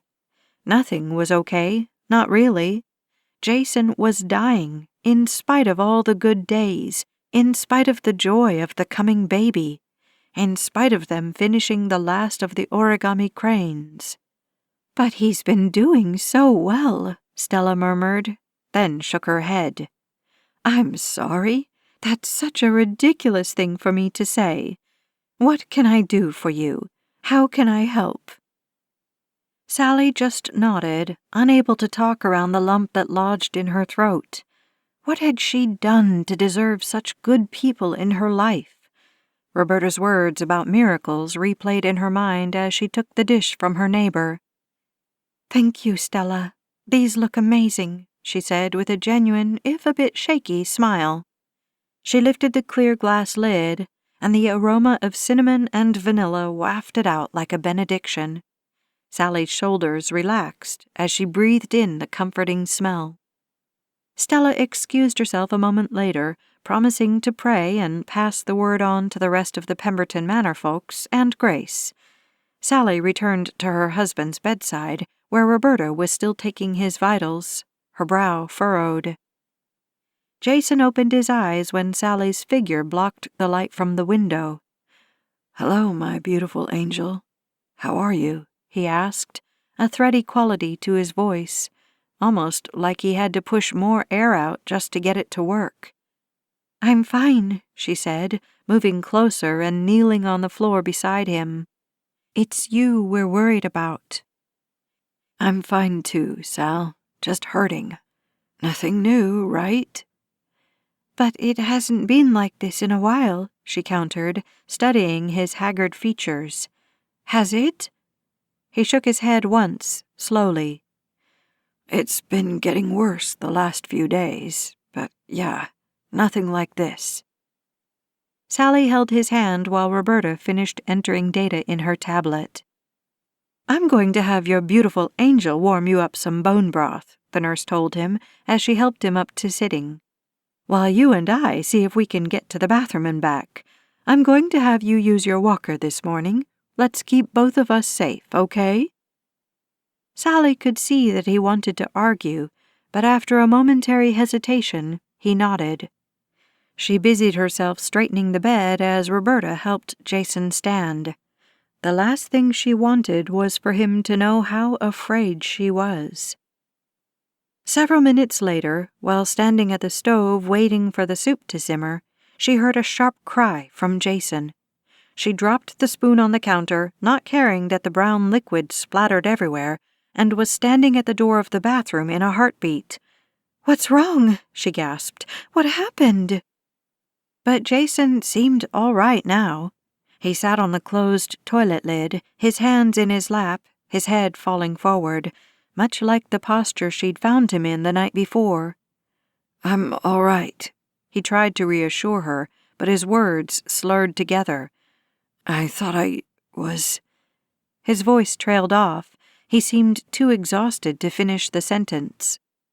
"One of his legs buckled," Roberta explained with a nod to the walker she'd positioned in front of him. "Which is why we're using this thing, right, Jason?" He nodded slowly, but said nothing. "Is there anything I can do?" Sally asked, her arms crossed tightly around herself.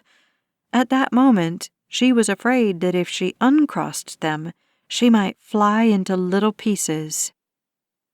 Roberta nodded, one hand resting on the crossbar of the walker, the other on one of Jason's shoulders.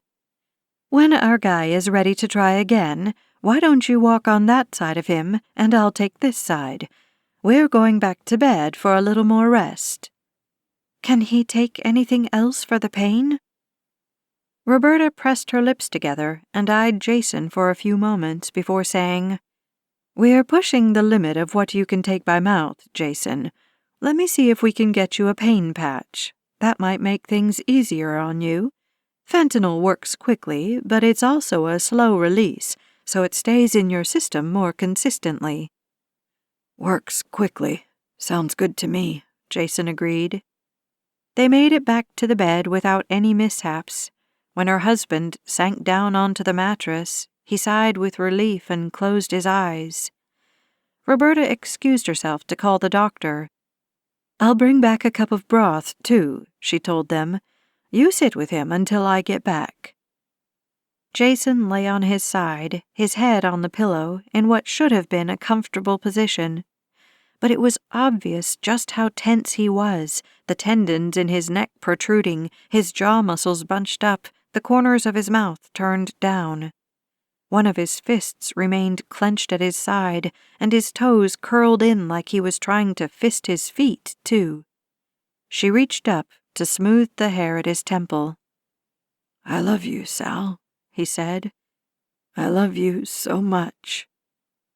Suddenly, she didn't want to hear him say those words to her. They somehow felt too final, too important, too monumental. "Shh," she said, her finger tracing the curve of his ear.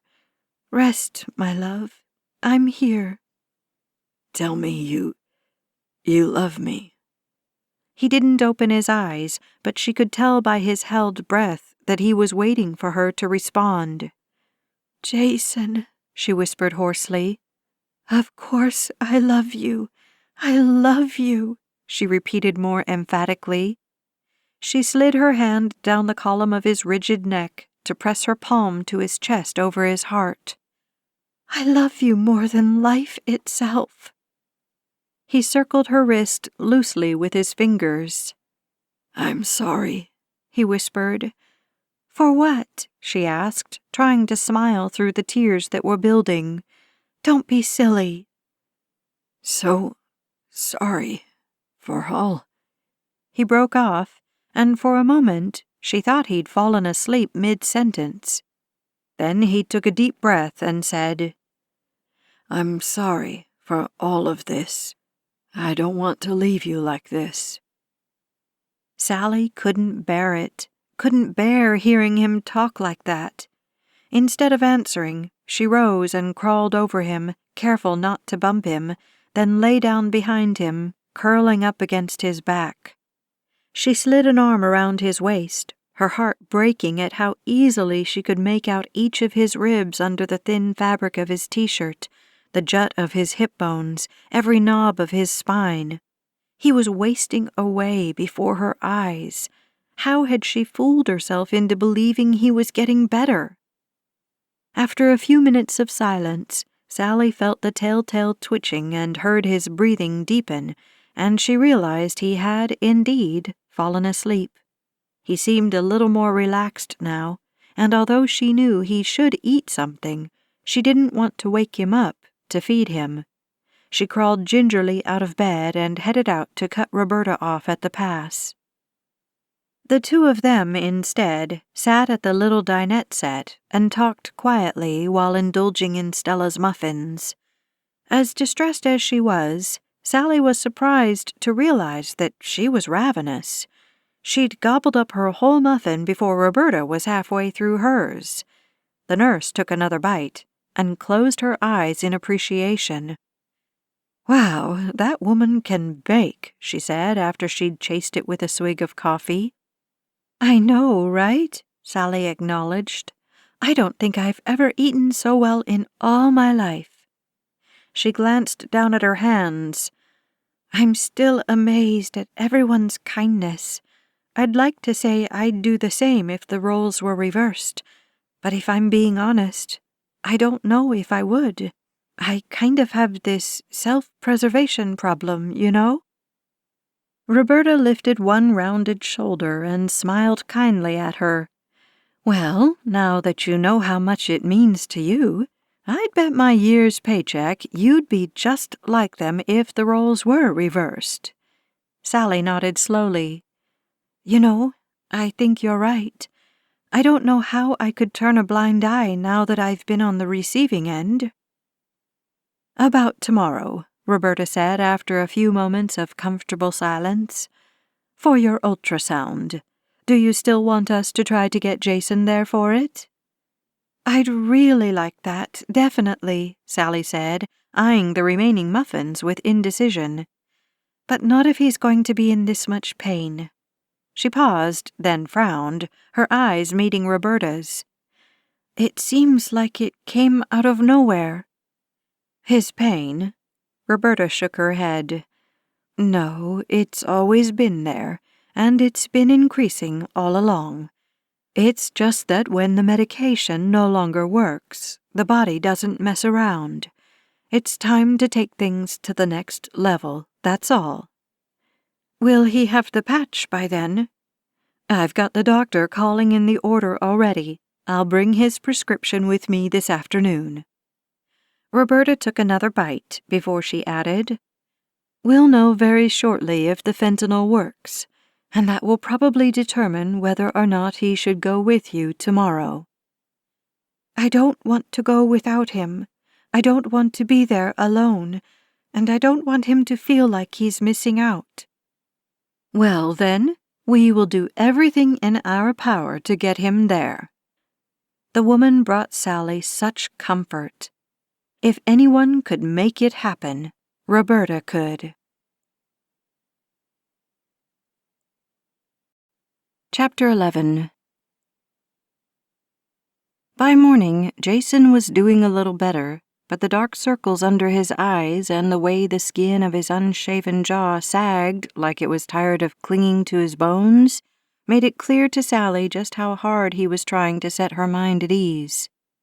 She'd told him she had a doctor's appointment and that she wanted him to come, but that she could reschedule if he wasn't up for it. Jason had refused to let her do any such thing, and he'd insisted on going with her, too. So off they went, with Jason dosed up and bundled up. The spring day might have been light sweater weather for everyone else, but her husband had on 3 layers and a blanket over his knees. From the back seat, he smiled at her in the rearview mirror the way he had when they'd brought him home, and her heart hitched inside her chest. The swelling that had distorted his features so badly was completely gone, but in the place of the puffy, pale-skinned patient he'd been was a gaunt, sallow-complexioned man who seemed to have aged considerably while she wasn't paying attention. There were new permanent creases between his eyebrows, furrows caused by pain and tension, and his mouth hung open slightly, as if he couldn't quite hold his bottom jaw closed. At least his lips didn't crack and bleed when he mouthed the words, "I love you." Sally had spoken to Stella the night before, had told her about Jason's turn for the worse, and they'd discussed whether the party was still a good idea or not. Roberta had encouraged her to still plan on it, and if Jason wasn't up to joining everyone outdoors, He could see what was going on from the bay window at the end of the corridor, where their neighbors could also see him. If he really just needs to go back to bed when we get home, we will make sure he sees your beautiful cranes first. Then we can tuck him in and open your bedroom window so he can still hear what's going on," she said reassuringly. "I think it would do him good to know you're surrounded by so many people who care about you both. He worries so much about you, you know." Stella, who'd lost her husband so many years ago, said, "I can't wait for him to see your 1,000 cranes, Sally. He's a fortunate man to have such a brave woman in his life." "He's the brave one. I'm the fortunate one." But Sally kept the thought to herself and thanked her friend. Stella assured her they would hang the cranes, under Itzy's command, of course, and have the picnic ready and waiting when they returned. The ultrasound tech had called them back before Jason fully realized what was going on. "This isn't a doctor's appointment?" He was more alert today, but not enough to have noticed the radiology department signs on the building and office doors until that moment. Sally and Roberta both grinned excitedly as the situation dawned on him. "Radiology." He turned in his wheelchair to look up at Sally, who walked along beside him. "Is this for me? Or for you? Is something wrong?" A shadow of concern crossed his features. "The baby?" "Do I look like something is wrong?" Sally teased, gesturing at her anticipatory grin. "It's for us." "Radiology," he said again, the line between his brows deepening as he tried to piece things together. "Wait, are we here for an ultrasound?" His question came out a little breathless. "Sal, do we get to see the baby?" The tech, who'd been walking a few steps ahead, stopped and held the door open for them. She was grinning too. "Come on in," she told them. "Let's get some pictures of that little person, shall we?" Jason reached out a hand from under his blanket and grabbed Sally's. There were tears in his eyes as he lifted her knuckles to his lips for a soft kiss. He didn't release her hand until the tech helped her up onto the exam table.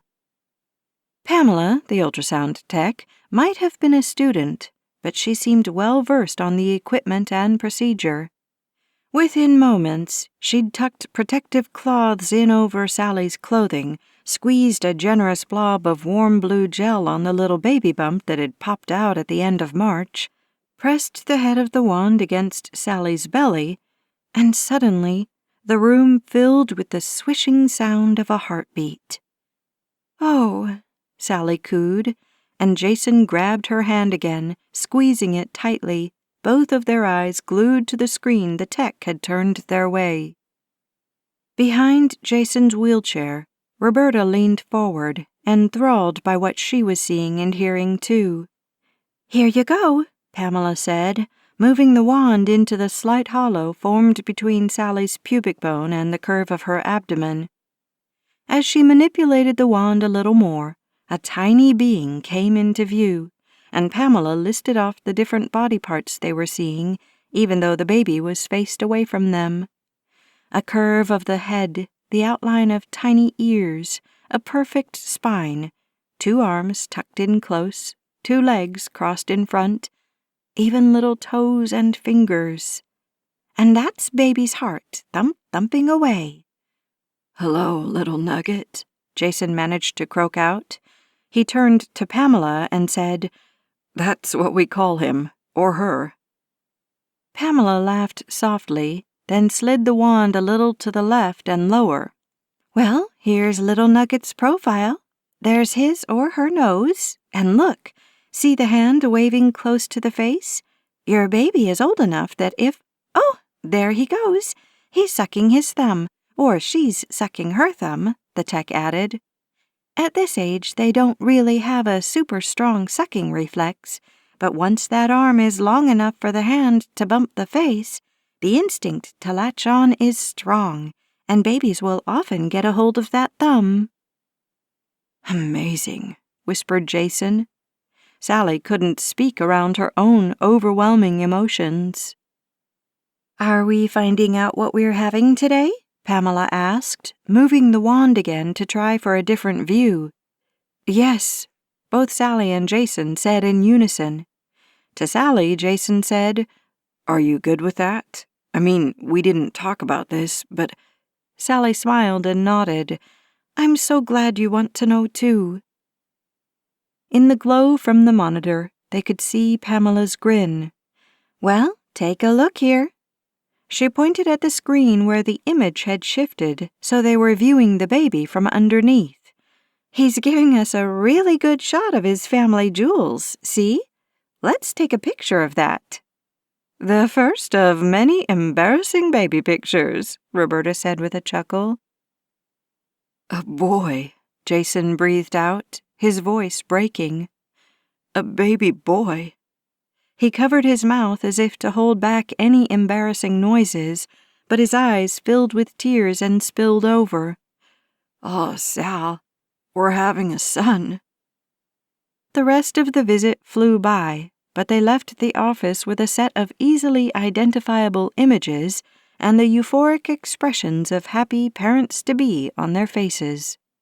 Even Roberta beamed like a proud grandmother as she helped Jason into the car again. By the time they arrived back at Pemberton Manor, however, it was obvious to all of them that the excursion, remarkable as it had taken its toll on Jason. "I have one more surprise," Sally told him as they pulled up. There was no way he wasn't going to notice the small group of people that were gathered in the side yard, especially since they all had paused in what they were doing to watch their approach. Itzy was waving frantically with both arms over her head. "Another one?" Jason asked, valiantly attempting to look excited. Then his attention turned toward the party. "Oh, wow, what's going on here?" Sally turned off the engine but didn't get out. "We planned this whole thing a week ago when I thought you were doing better," she began, meeting his eyes in the rearview mirror.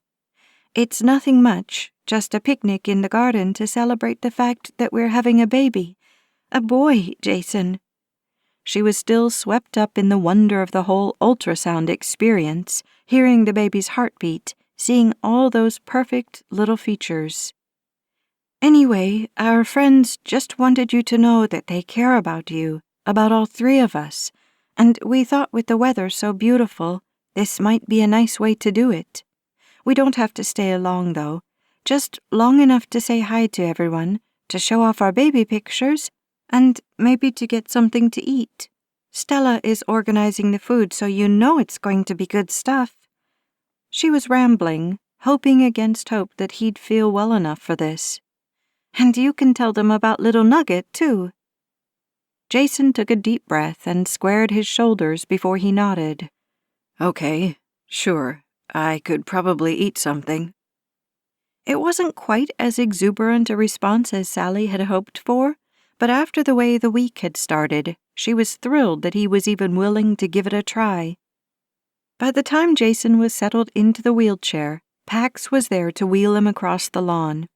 Itzy skipped along beside them, chattering about how she'd helped her mom make a strawberry cloud cake. "The clouds on top are whipped up cream." Every sentence she spoke ended with an exclamation mark, it seemed. Thankfully, the small group of friends that had gathered didn't rush them or barrage them with questions, but welcomed them to the party with warm greetings and smiling faces. In response, Jason held aloft the small stack of images he clutched in one hand. "We're having a boy," he declared, his voice trembling noticeably. At first, Sally thought it was with emotion, but after the celebratory cheers had resided, she saw he was shivering, his shoulders twitching, and she suddenly realized they were making a mistake. Jason sat stiff and rigid, his teeth clenched behind his thin-lipped smile, his other hand gripping the wheelchair handle so tightly he'd likely leave fingerprints in the metal. He was suffering, and he was doing it for her. Pax stepped forward, his sharp gaze taking in her expression, then Jason's. He somehow understood that all was not as it should be, and without waiting for Sally to say anything, he turned the wheelchair around, facing Jason away from the group. "Jay," Sally said as she bent over him. His forehead and upper lip were dotted with beads of sweat. His skin had that slightly gray pallor he got more and more often these days, and his eyes, when he finally met hers, told her she'd read him right. "We're taking you inside." She wasn't going to give him the option of staying. She looked up at Pax, who nodded, and started pushing him toward the front of the building. Roberta fell into step beside Sally, and between the three of them, they maneuvered the wheelchair up the front steps and inside the foyer.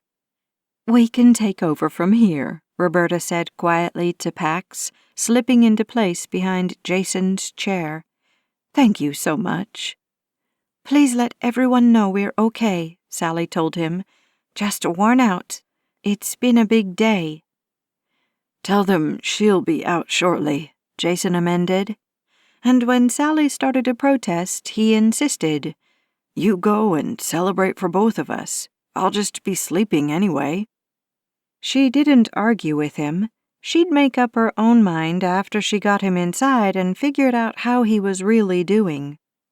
Besides, she still had to show him the crane tree. She'd caught a glimpse of it beyond the group that had gathered on the lawn, all those white paper birds laced through the low-hanging scarlet leaves of the Japanese maple. Roberta steered the wheelchair down the corridor toward the apartment, but when they passed right by it, Jason turned stiffly to look up at the two women. He said nothing, though. He must have seen something in their expressions, because he took a deep breath and faced forward again, his shoulders drooping with fatigue. Sally knew she wasn't exactly smiling. She'd had idealistic expectations of standing under the maple, peering up into the dancing leaves and counting the cranes with Jason, maybe even taking a few sweet pictures together. But she was glad she'd prepared herself, at least mentally, for this backup plan. Before they even reached the window, she could see how perfectly the tree was framed by it. Sally stepped around Jason and got there first to block his view. "I have one more surprise for you," she said, giving a quick wave to her friends who were obviously watching for their appearance. She turned to face her husband. "For the last 3 months, I've been working on a project. Come look." She stepped aside and gestured at the fiery tree with its burst of spring color and the hundreds of white paper birds hanging from its branches. Itzy spun in circles beneath it, her white eyelet dress billowing out like a bell around her skinny legs. "Wow," Jason murmured, leaning forward, his eyes growing wide. "Did you make all those cranes?" Sally was a little surprised, but also delighted that he knew what they were. "It's called senbatsuru in Japanese. It literally means 1,000 cranes." She proceeded to tell him about the legend of the 1,000 cranes and about how over the last 3 weeks, so many in their little apartment building had pitched in to help her complete the project. "Each one was folded with prayers of healing and hope for you, Jason," she said, her voice catching around the lump in her throat. "And a whole lot of love in the ones I did." Jason reached for her hand and squeezed it. "Oh, Sal," he began, then shook his head, apparently overwhelmed by the gift.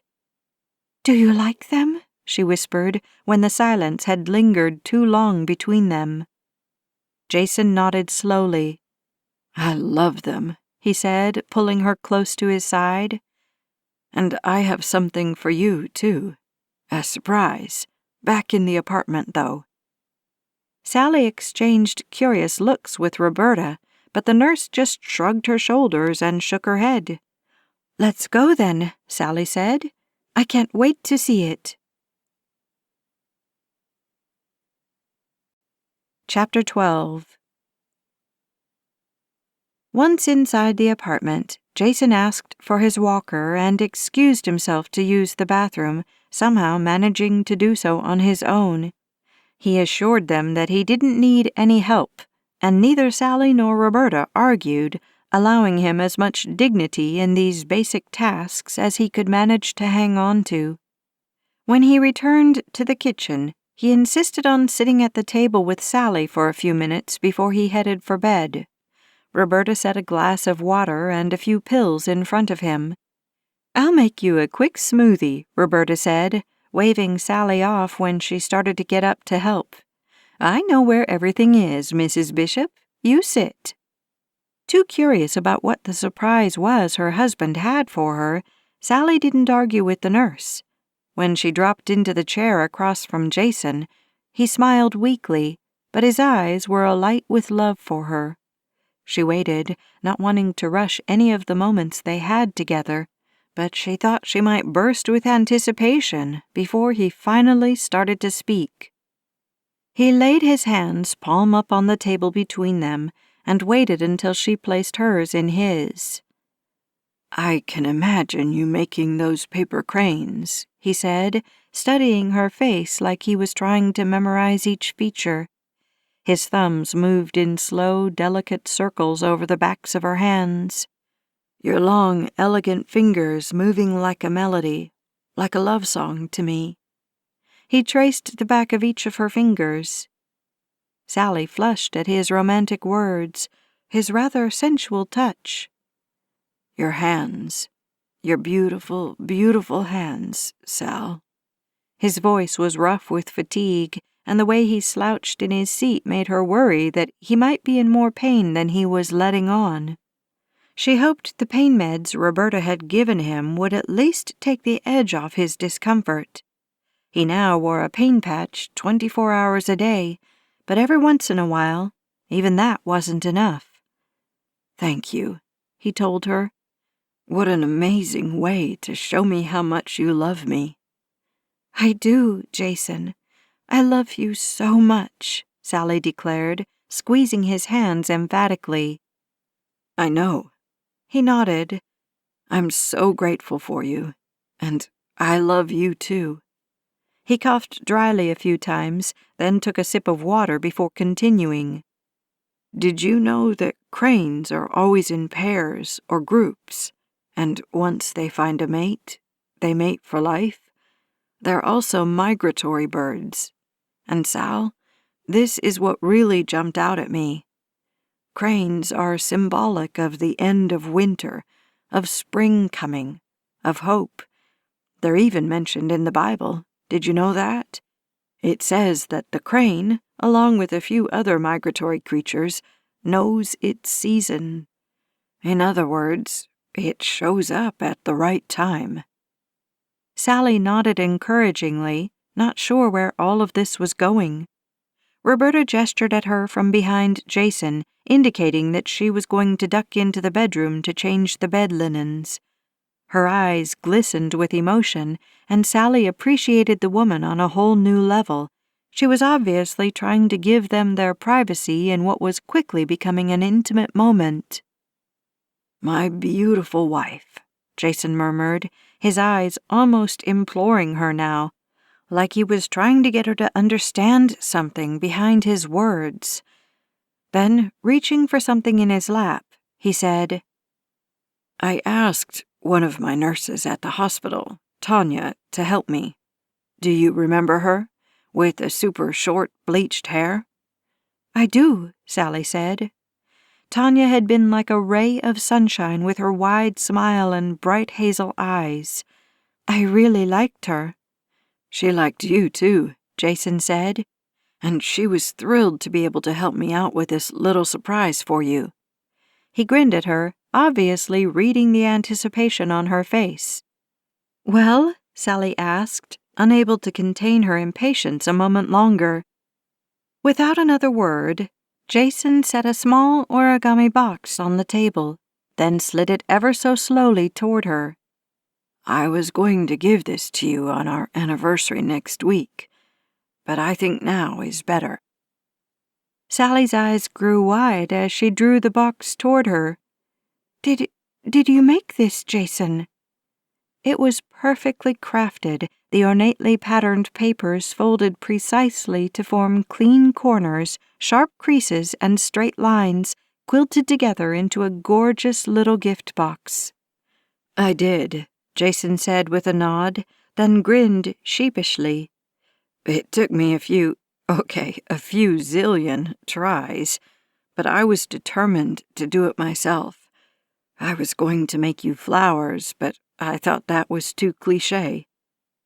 "It's beautiful," Sally whispered, holding it up and turning it this way and that to examine the delicate paper artwork. She met his gaze and shook her head in wonder. "You're beautiful," he replied, beaming at her praise. Then he gestured at the box. "But it's not just an empty box, you know. Open it up." "There's more?" she asked. She knew exactly how much work had gone into the paper creation she held, and that alone was a miracle, considering how sick her husband was. Her fingers shook just the tiniest bit as she lifted the lid off the bottom and peered inside at the contents. Resting on a little black velvet cushion was a pair of tiny blue and purple paper cranes. Each bird, no bigger than a silver dollar, was attached to the end of a short gold chain that hung from beaded shepherd hook earrings. "They're earrings," Jason said, as though afraid she wouldn't know what they were.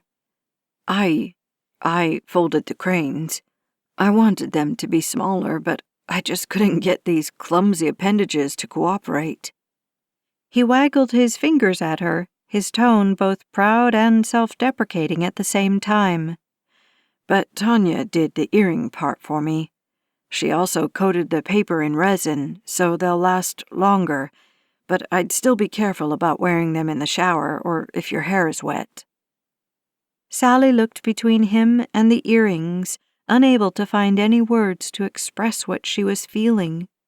To her surprise, she saw that her husband, despite his sallow skin, was actually blushing. "Do you like them?" he asked, echoing her question to him only minutes earlier. "Oh, Jason," she said, pushing to her feet and circling the table to him. She gently wrapped her arms around him, her face buried in his neck. A rush of gratitude flooded her at the steady tap of his pulse against her cheek. "I love them." The end of winter.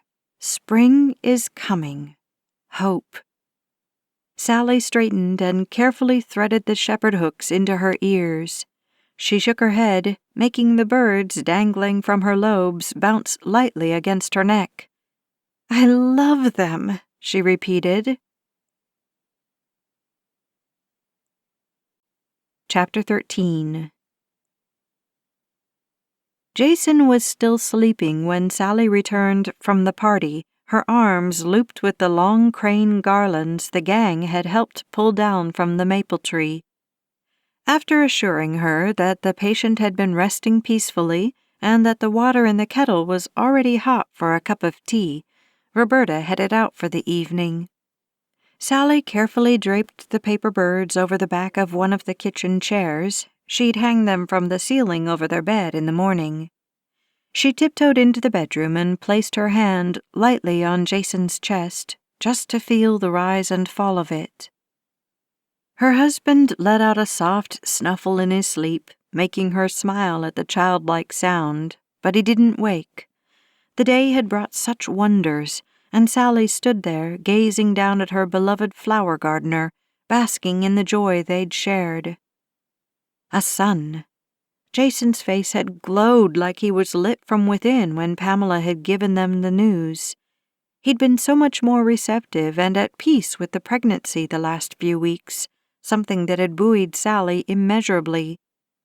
But when the sloshy sound of the baby's heartbeat had filled the small exam room, she'd seen something shift in her husband's demeanor. Perhaps, like so many parents before them, they hadn't fully grasped the reality of a tiny human being growing inside a womb until that moment they heard that sound, when they saw the little arms and legs moving, the curve of a skull and the outline of the spine. She could only imagine the joy they'd know when they got to meet the little guy face to face. "Please, God," Sally murmured into the still room. She slipped out and made herself a cup of chai tea with a splash of oat milk. She'd worked ahead on her current translation project, knowing the day would be filled to the brink with other things. So instead of heading for her little desk, Sally snuggled into the corner of the love seat and opened up the book she'd been reading. As she bent her head forward, her earrings batted gently against her neck, and she couldn't bite back a happy smile. She'd received so many compliments on the delicate jewelry, especially from Itzy, who had been enthralled at how tiny and colorful the cranes were. Grace had, to her boyfriend's embarrassment, asked if August, who was almost completely blind, could touch them, and even he had clearly been impressed. Sally reached up to fondle one of the tiny birds and thought of her mother. "I wish you could see them," she whispered, then pulled her bottom lip between her teeth as a sudden wave of nostalgia swept over her. How she wished, longed for, ached for her mother's presence at that moment. Sally closed her eyes and grabbed up one of the throw pillows, hugging it close to her chest. She wouldn't cry, not today. Today had been a very good day. "I miss you so much," Sally murmured. A flurry of movements low in her abdomen had her pulling the pillow away and pressing a hand over the spot. "Hello, sweet boy," she cooed. "Do you have a message for me from my mother?" The thought brought her smile back, and for the next few minutes she talked quietly to their baby, relishing in the tiny bumps and flutters she got in response. Chapter 14. The morning of their anniversary was ushered in on a temperamental rainstorm, and although the sun tried valiantly to pierce through the bulbous, billowy clouds, it was to no avail. The raindrops, fat and persistent, flung themselves at the window panes, almost like they too were looking for a reprieve from the deluge. "I never used to love these crazy spring storms," Jason said, from where he lounged in their bed, his head and shoulders propped up on several pillows so he could drink his breakfast. A few days ago, he'd started struggling with solid foods, so now he began his day with a nutritional shake. He didn't love them, and Sally thought it might be only for her sake, but he drank every last drop, even if it took him an hour to do so. "One like this would have wreaked havoc in my flower beds." Sally was seated on a floor cushion next to the bed, her legs crossed, as she enjoyed her cup of coffee. She'd eaten her poached egg and avocado toast in the kitchen earlier to be sensitive to her husband's limitations. The bedroom felt like a cozy, warm sanctuary from the storm outside. As long as she kept her nose close enough to the coffee in her cup so she couldn't smell the cloying, slightly sweet odor of illness that had begun to permeate the space. Sally knew the smell all too well. It had been the same one that had hovered around the house during the last days of her mother's life. "Please, God, let him live long enough to see his son." "You like them now?" she asked, redirecting her thoughts back to his comment. "Why?" Jason chuckled, set his still nearly full tumbler on the bedside table, and closed his eyes. "I don't know that I like them, per se," he countered. "It's more like they, I don't know, resonate with me more these days." He reached out a hand, and she slipped her fingers through his. She waited for him to explain, even though something told her she might not like what he'd say. "I want to rage like that," he finally said, his words dropping at the end of each sentence, like he was too tired to hold them up. "I want to kick my feet and flail my arms and bang on the windows.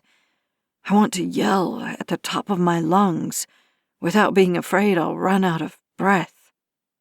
Sally blinked rapidly, refusing to give in to the tears that wanted to fall. "Me too," she murmured, squeezing his fingers gently. "I want to fight back, Sal," Jason whispered, his eyes still closed. "But every day, it feels like there's less and less fight left in me." "Please, God, please." "Then I'll fight harder for both of us. Don't give up on me, my love. On us." She pressed his hand to the curve of her belly, willing Baby Nugget to push back, to express his agreement. Jason opened his eyes slowly, and she saw the fatigue pulling at the corners of his mouth. "I'm not giving up on anyone, Mrs. Bishop. I promise. It's just a little harder each day, that's all. And I'm so grateful I have you and Baby Nugget fighting alongside me. You make every effort worthwhile." They'd already exchanged handwritten cards, sweet words that promised eternal love and hope for the future, but Sally felt like she was just casting wishes out into the universe. She could see the specter of death leaving its mark wherever it brushed against her husband. The deep furrows of pain between his brows, the bruised hollows of his eye sockets, the pallor of his complexion. She thought she noticed a faint tinge of yellow in the whites of his eyes. She wanted to believe it was the murky light of the stormy day, but she knew better. Jason's liver wasn't able to keep up with its normal duties to keep the bile clean, and pretty soon that yellow bilirubin glow would spread throughout his body, making him look like he'd had a bad tanning booth experience. "Please, God, please." It had become a mantra, a chant, her unceasing prayer. "Sally?" Jason pulled his hand free of hers and lifted his palm to cup her face. "Yes," she said, when it became obvious that he was waiting for her response. "I won't give up on you, even after I'm gone. But I need you to promise me something." Tears welled and began to trickle from the corners of her eyes. She couldn't speak. It felt like there was a band tightening around her throat, so she just nodded. "Promise me you won't give up on you, either. For my sake, and for Nugget's, too," he said, his voice steady and sure. She opened her mouth to reply, to tell him what he wanted to hear, if only to make him stop, but nothing came out. She cleared her throat, but he spoke again before she could manage a single word. "Sally, I need you to promise me. These are good people here." His voice grew insistent. "They want to help you." "They want to help us," she countered.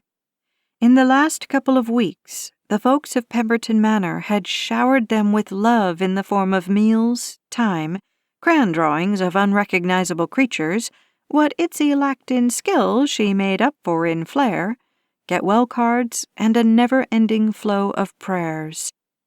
Sally knew full well that her neighbors intended to traverse this harrowing path with her, even if they had to drag her along, kicking and screaming.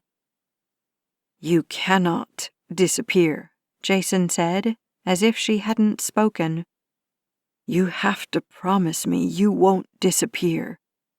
He ran a thumb along the curve of her jaw, then up to press gently into the corner of her mouth. "A few weeks ago, you'd lost so much weight, you had me scared senseless, Sal.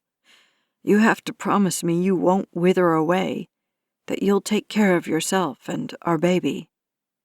Sally managed to nod, pressing her lips together tightly. "You have to promise me, out loud. I need to hear you say it." I promise I'll take care of us." It came out more like a whimper, but she'd said the words out loud. Jason sighed, gave her a weary but satisfied smile, then let his hand dangle loosely over the bed again. "Let's name him today," he said. "Let's make that our official 5th anniversary gift to each other, choosing his name." Chapter 15.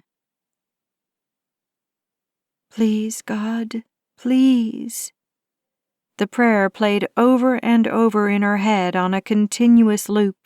She felt every day, every passing minute, like a ticking stopwatch, counting down, down, down to despair.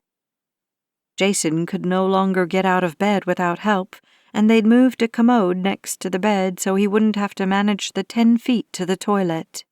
His stomach was growing slightly distended from his body's inability to move fluids properly, and he could no longer tolerate bright lights. The bedroom remained shrouded 24 hours a day, curtains drawn against the sunlight, all the bulbs removed from the fancy overhead light fixture. Now only a small, low-wattage desk lamp sat on the floor on Sally's side of the bed, and sometimes even the dim light from that caused him to cringe painfully.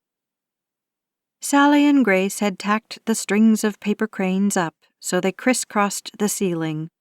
Often Sally found Jason lying still, his eyes fixed on the pale birds overhead, the white paper making them glow softly in the darkened room.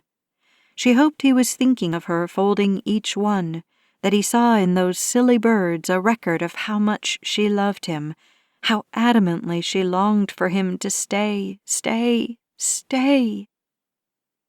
Easter came and went, and although she'd prayed for a miracle healing on Resurrection Day of all days, Jason had spent most of his favorite holiday in a drugged stupor, his pain worsening with each passing day. Sally sang to him his favorite old church hymns, Because He Lives, He Arose, and the Old Rugged Cross, and more. At one point, she caught herself singing I'll Fly Away, and broke off suddenly when it occurred to her that the song wasn't about the kind of resurrection she was praying for. Some glad morning when this life is over, I'll fly away. And just a few more weary days, and then I'll fly away. Who on earth had written such a terrible, upbeat song? When I die, hallelujah, by and by, I'll fly away? Really? No, Jason wasn't allowed to fly away. Not yet.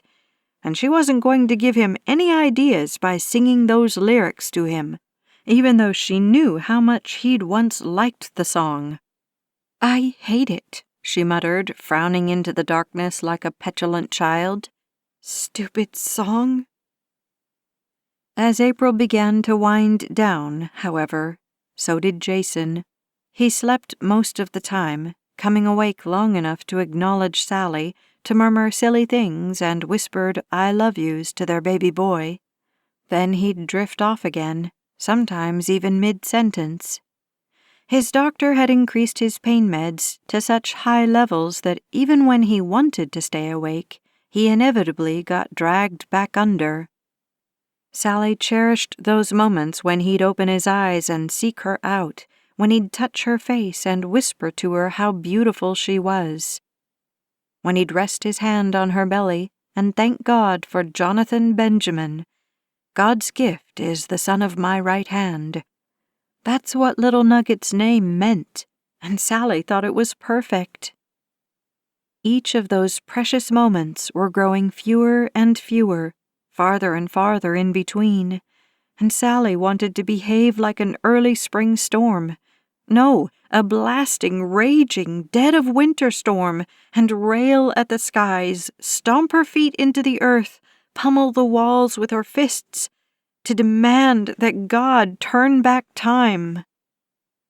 3 days later, late in the afternoon, Sally heard someone knock on the door of the apartment and Roberta answer it.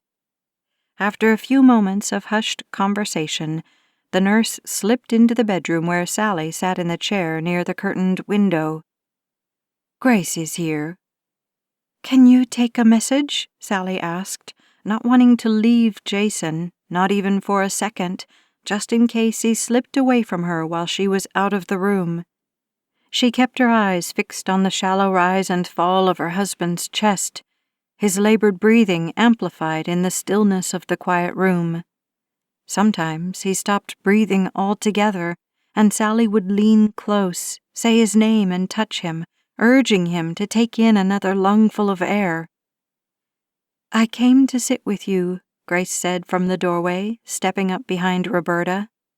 The tall woman was a force to be reckoned with, but her heart was bigger than her shoe size, and she always seemed to show up just when she was needed. Until that moment, Sally hadn't realized just how afraid and alone she felt. "In case you need someone nearby," Grace added gently. "I know Roberta has to leave soon." She held up her phone, white earbud cords hanging in a tangled mess from it. "I have an audiobook so you won't feel obligated to talk to me." Sally found herself smiling for the first time in days. Her friend, and Grace had truly become a dear, dear friend, wasn't wrong about her. Sally would quite likely feel compelled to fill the empty silence, just as Grace had inferred. In a behavior that was completely out of character for her, Sally stood and crossed to the doorway where Grace waited for her response. She wrapped her arms around Grace's waist and hugged her hard. Grace recovered from her surprise quickly and hugged her back. "Thank you," Sally managed to get out, just as Roberta returned with a dinette chair and a fat floor pillow. "Not sure which one would be comfier for you," the older woman said, holding both out to Grace. Apparently, Roberta thought Grace's offer to stay was a good one. "Sal?" Jason's rasping beckon turned all three women's heads. "Sal," he said again. "I'm here," Sally assured him, a sense of urgency spurring her to his side. "I'm here, my love." "My beautiful angel." At least that's what she thought he'd said. His mouth moved stiffly, his lower jaw slack. "Love you." "I love you, Jason. Jonathan loves you too." She heard movement behind her and glanced over her shoulder. Grace was settling herself on the cushion in one corner of the room. "My boy," Jason managed to get out before drifting off again. An hour later, during which time his breathing grew more and more sporadic, Jason opened his eyes and stared up at the birds dancing across the ceiling. A soft smile tugged up the corners of his lips. Then he lifted an arm, pointed, and said, clear as day, "Look at the birds. Aren't they pretty?" Sally covered her mouth with both hands, holding in the sobs that wanted to break loose. Was he talking to her? Grace rose and came to stand beside her, not touching her, not speaking, just offering the quiet solace of her presence. Sally watched as her husband continued to lift his hands heavenward, to point and gesture, to open and close his mouth like he was conversing with someone, although all that came out now were nonsensical syllables. He'd grown so weak in the last few days, and Sally couldn't imagine where he suddenly found the strength to do any of what she was witnessing. The lines of pain around his mouth and eyes began to relax, to smooth out, and his smile grew wider, his gaze locked on something, or someone, only he could see. "See Mommy's cranes?" he said, then lowered his arms to his sides and closed his eyes. His breathing deepened and evened out. I think he was talking to Jonathan," Sally whispered into the silence, bringing her hands to rest tenderly on her belly. She felt Grace's gentle touch between her shoulder blades, brief and encouraging. "Do you think? Is it possible?" Sally asked, still not taking her eyes off her husband's peaceful face. "It's what we've all been praying for," came Grace's quiet response. "That he would get to meet Jonathan." Sally hunched her shoulders defensively, not because of Grace's words, but because for Jason to be seeing their baby boy, even if it could be written off as something her husband's mind had conjured up to ease his passing. Well, didn't that mean he was already making his way toward heaven, even now? Didn't that mean he would soon be lost to her? He still breathed, his pulse still fluttered arrhythmically under her touch, but the adoring expression on his face, the delight she'd seen in his eyes, heard in his voice, told her that his time with her was coming to an end. "He's talking to Jonathan," she said with more certainty, then took a deep breath in and let it out slowly, willing her shoulders to relax. "He's meeting his son." The thought brought her immense comfort, even in the midst of her pain. Grace remained beside her, quiet, unassuming, unobtrusive, present, constant, a true friend in Sally's time of great need. Thank you for listening to The Winter Wife. I hope Sally and Jason's poignant love story spoke to your heart. Don't you just love the legend behind the senbatsuru, the 1,000 paper cranes? Have you tried folding an origami crane yet? Be forewarned, it's addicting. And those Winters sisters. I hope you're growing to love them as much as I do. There are more Pemberton Manor stories coming, but in the meantime, have you met the Gustafson girls yet? Listen to the whole heartwarming contemporary Christian romance series about sisters, forgiveness, and of course, happily ever after. You might want to grab a tissue or two, but you'll find yourself laughing out loud, too. Keep listening for an excerpt from Juliet and the Monday Mandates, The Gustafson Girls, Book 1. We hope you've enjoyed our production of The Winter Wife, Pemberton Manor, Book 6, written and narrated by Becky Dowdy. Copyright 2021 by Becky Dowdy. Production copyright 2022 by Becky Dowdy. This is a Brave Hearts Press audio production. Thank you for listening. You are listening to Juliet and the Monday Mandates, The Gustafson Girls, Book 1. Chapter 1. Juliet stared wide-eyed into the rear-view mirror at the red and blue lights flashing behind her. Her palms began to sweat as her heart rate skyrocketed, and it took her several minutes to pull her little PT Cruiser out of the dinner-hour traffic. She waited, both hands gripping the steering wheel, as the officer approached her window.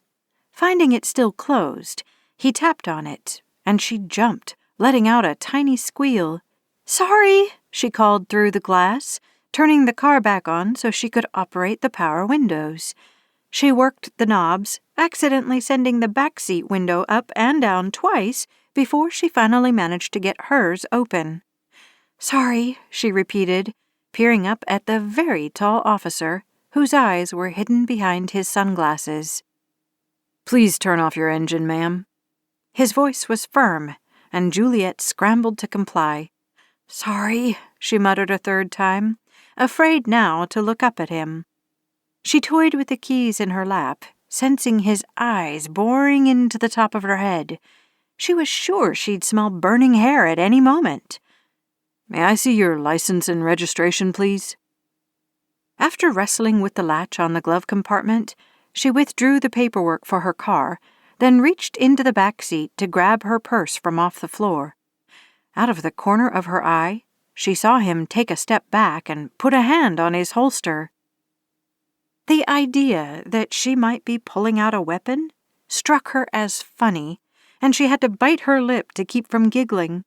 Her hands trembled, making it difficult to slide her license from its plastic casing in her wallet. "Is everything all right, ma'am?" "Yes, officer." The late afternoon sun setting in the sky behind him made her squint. She couldn't tell if he was looking at her or not, but she caught a glimpse of her warped reflection in his sunglasses. "I'm just really nervous, I guess." Why are you so nervous? I don't know, she stammered as she handed over her license. I've never been pulled over before, and I'm trying not to freak out.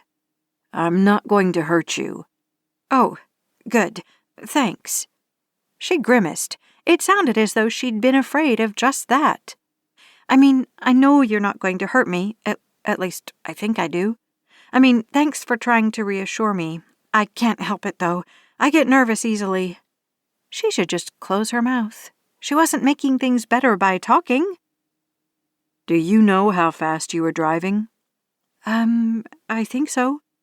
She wrapped her damp fingers around the steering wheel again. Actually, I'm not sure. 10 miles over the speed limit. His voice remained calm, patient, rattling her even more. Do you know what the speed limit is here? I think so, she said again, a hot flush creeping up her chest and neck. Actually, I'm not exactly sure about that either. Her voice cracked into a whisper. The officer cleared his throat. Ma'am, I'm a little concerned. You don't seem to know some pretty important pieces of information that someone who gets behind the wheel of a car should know. His patronizing tone irritated her. The speed limit here is 35 miles per hour. You were driving 45. He paused, just long enough to make her squirm, before continuing. Were you in a hurry to get somewhere? No, not really. She shook her head and forgot about keeping her mouth shut. I was just hungry, and I wasn't paying attention to how fast I was driving. The officer chuckled, a low rumble that made Juliet's stomach flip-flop uncomfortably. You were speeding because you were hungry? That's a first. Her grip on the steering wheel tightened. He was mocking her. Jerk, she thought to herself. Well, it's the truth. She tried to glare at him, but the sun made it difficult, and she had to turn away again. He leaned down to look around the inside of her car while she fumed in her seat. As if satisfied there was nothing suspicious about her, he straightened again, tore off a page from his ticket pad, and handed it to her along with her license. Look, Miss Gustafson, believe it or not, I appreciate your honesty. But being distracted is a dangerous way to drive, much more so than driving too fast because you choose to ignore the speed limit. Did you know that most accidents happen when a driver is distracted? Let this be a wake-up call for you. It's why we give tickets, not necessarily to punish drivers for bad behavior, but to encourage them to drive better. He pointed at the pink form she was holding. Just follow the instructions on the ticket, okay? She couldn't believe it. He was actually lecturing her. First he mocked her, then he lectured her. No longer nervous, she was offended. She nodded, her lips clamped shut, afraid of what she might say if she let any words slip out. He patted the roof of her car. Drive safely now, Miss Gustafson. Thank you, officer, she managed to squeeze out, her upbringing forcing her to be polite. Not for the ticket, of course, or the lecture. Why, oh why couldn't she just stop talking? I mean, thank you for wishing me safe driving. Thank you for saying, drive safely now. Her voice trailed off. She stuck her keys in the ignition, turned on the car, and rolled up the window without looking at him again. Imbecile, she muttered, not sure if she was referring to him or to herself. A ticket. Her first ever. She didn't know whether to cry or celebrate. And today, of all days, today marked 6 months of life without Mike. Juliet tucked her feet up underneath her as she nestled into the corner of her overstuffed beige couch. This was her spot. It had always been her spot, and at this rate, it probably always would be. She maneuvered the TV tray over her knees until it was positioned just the way she liked it. Another wonderful meal with me, myself, and I. I can eat whatever I want, whenever I want, however I want, wherever I want. No one can tell me otherwise, and I like it this way." She raised her plastic fork in a defiant salute, then stabbed it into the middle of the green dragon food on her tray. She spun the utensil until it was loaded with noodles and shoved the whole bundle into her mouth. She couldn't close her lips around the bite, but she didn't care. She just chewed with her mouth open. "Delicious," she exclaimed when she could speak again. "It's you that I love, Mr. Chen-yu, only you." She pointed the remote at the television and pressed play. A terribly acted romance novel come to life started up again where she'd left it to go pick up her takeout. The heroine was overly made up and vacuous. The male lead looked like he'd been shellacked from head to toe, not a hair or muscle out of place. Even his jeans were pressed. She actually wanted the woman to leave him. The storyline was not making her cry nor giving her anything else to relate to, and it was sucking all the joy out of her favorite food. Just as she was debating whether she could stand another second of the sappy dialogue, her phone rang. At first, she tried to ignore it. Then she thought it might be Mike and contemplated throwing the thing out the window. She let it ring instead, and the call eventually went to voicemail, beeping rudely at her. Sighing dramatically, she turned up the movie, preferring to see it through to the bitter end than to be stuck with her thoughts of Mike. A few minutes later, the phone rang again. "Are you serious?" She pushed the TV tray away and scrambled for the purse she'd dropped on the floor at the end of the couch. It was Renata. "What do you want?" she muttered under her breath, while she considered whether she could handle talking to her sister right now. Either she was calling to make sure Juliet wasn't drowning herself in the bathtub, or she was calling to try to coerce her into going on another family outing to Pizza Haven or the local dog park. I don't even have a dog, or a family for that matter, or a man. She sighed and brought the phone to her ear. "Hi, Ren." She knew she sounded miserable, but she didn't care. Regardless of how she answered the phone, Renata believed Juliet was seriously depressed, and if she sounded otherwise, her sister reminded her that she didn't have to fake it with her. "How are you, sweetie?" "Why do you call me sweetie?" Juliet voiced the first question that popped into her head, belligerence tattering the edges of her words. She softened her tone just a little. "In fact, you call all of us that." "Do I?" Renata asked. "It must be because I think you're all so sweet. And actually, I don't call Phoebe that. She'd rip my head off and drop-kick it into outer space." Did you two have another run-in?" Juliet smirked at her own ridiculous question.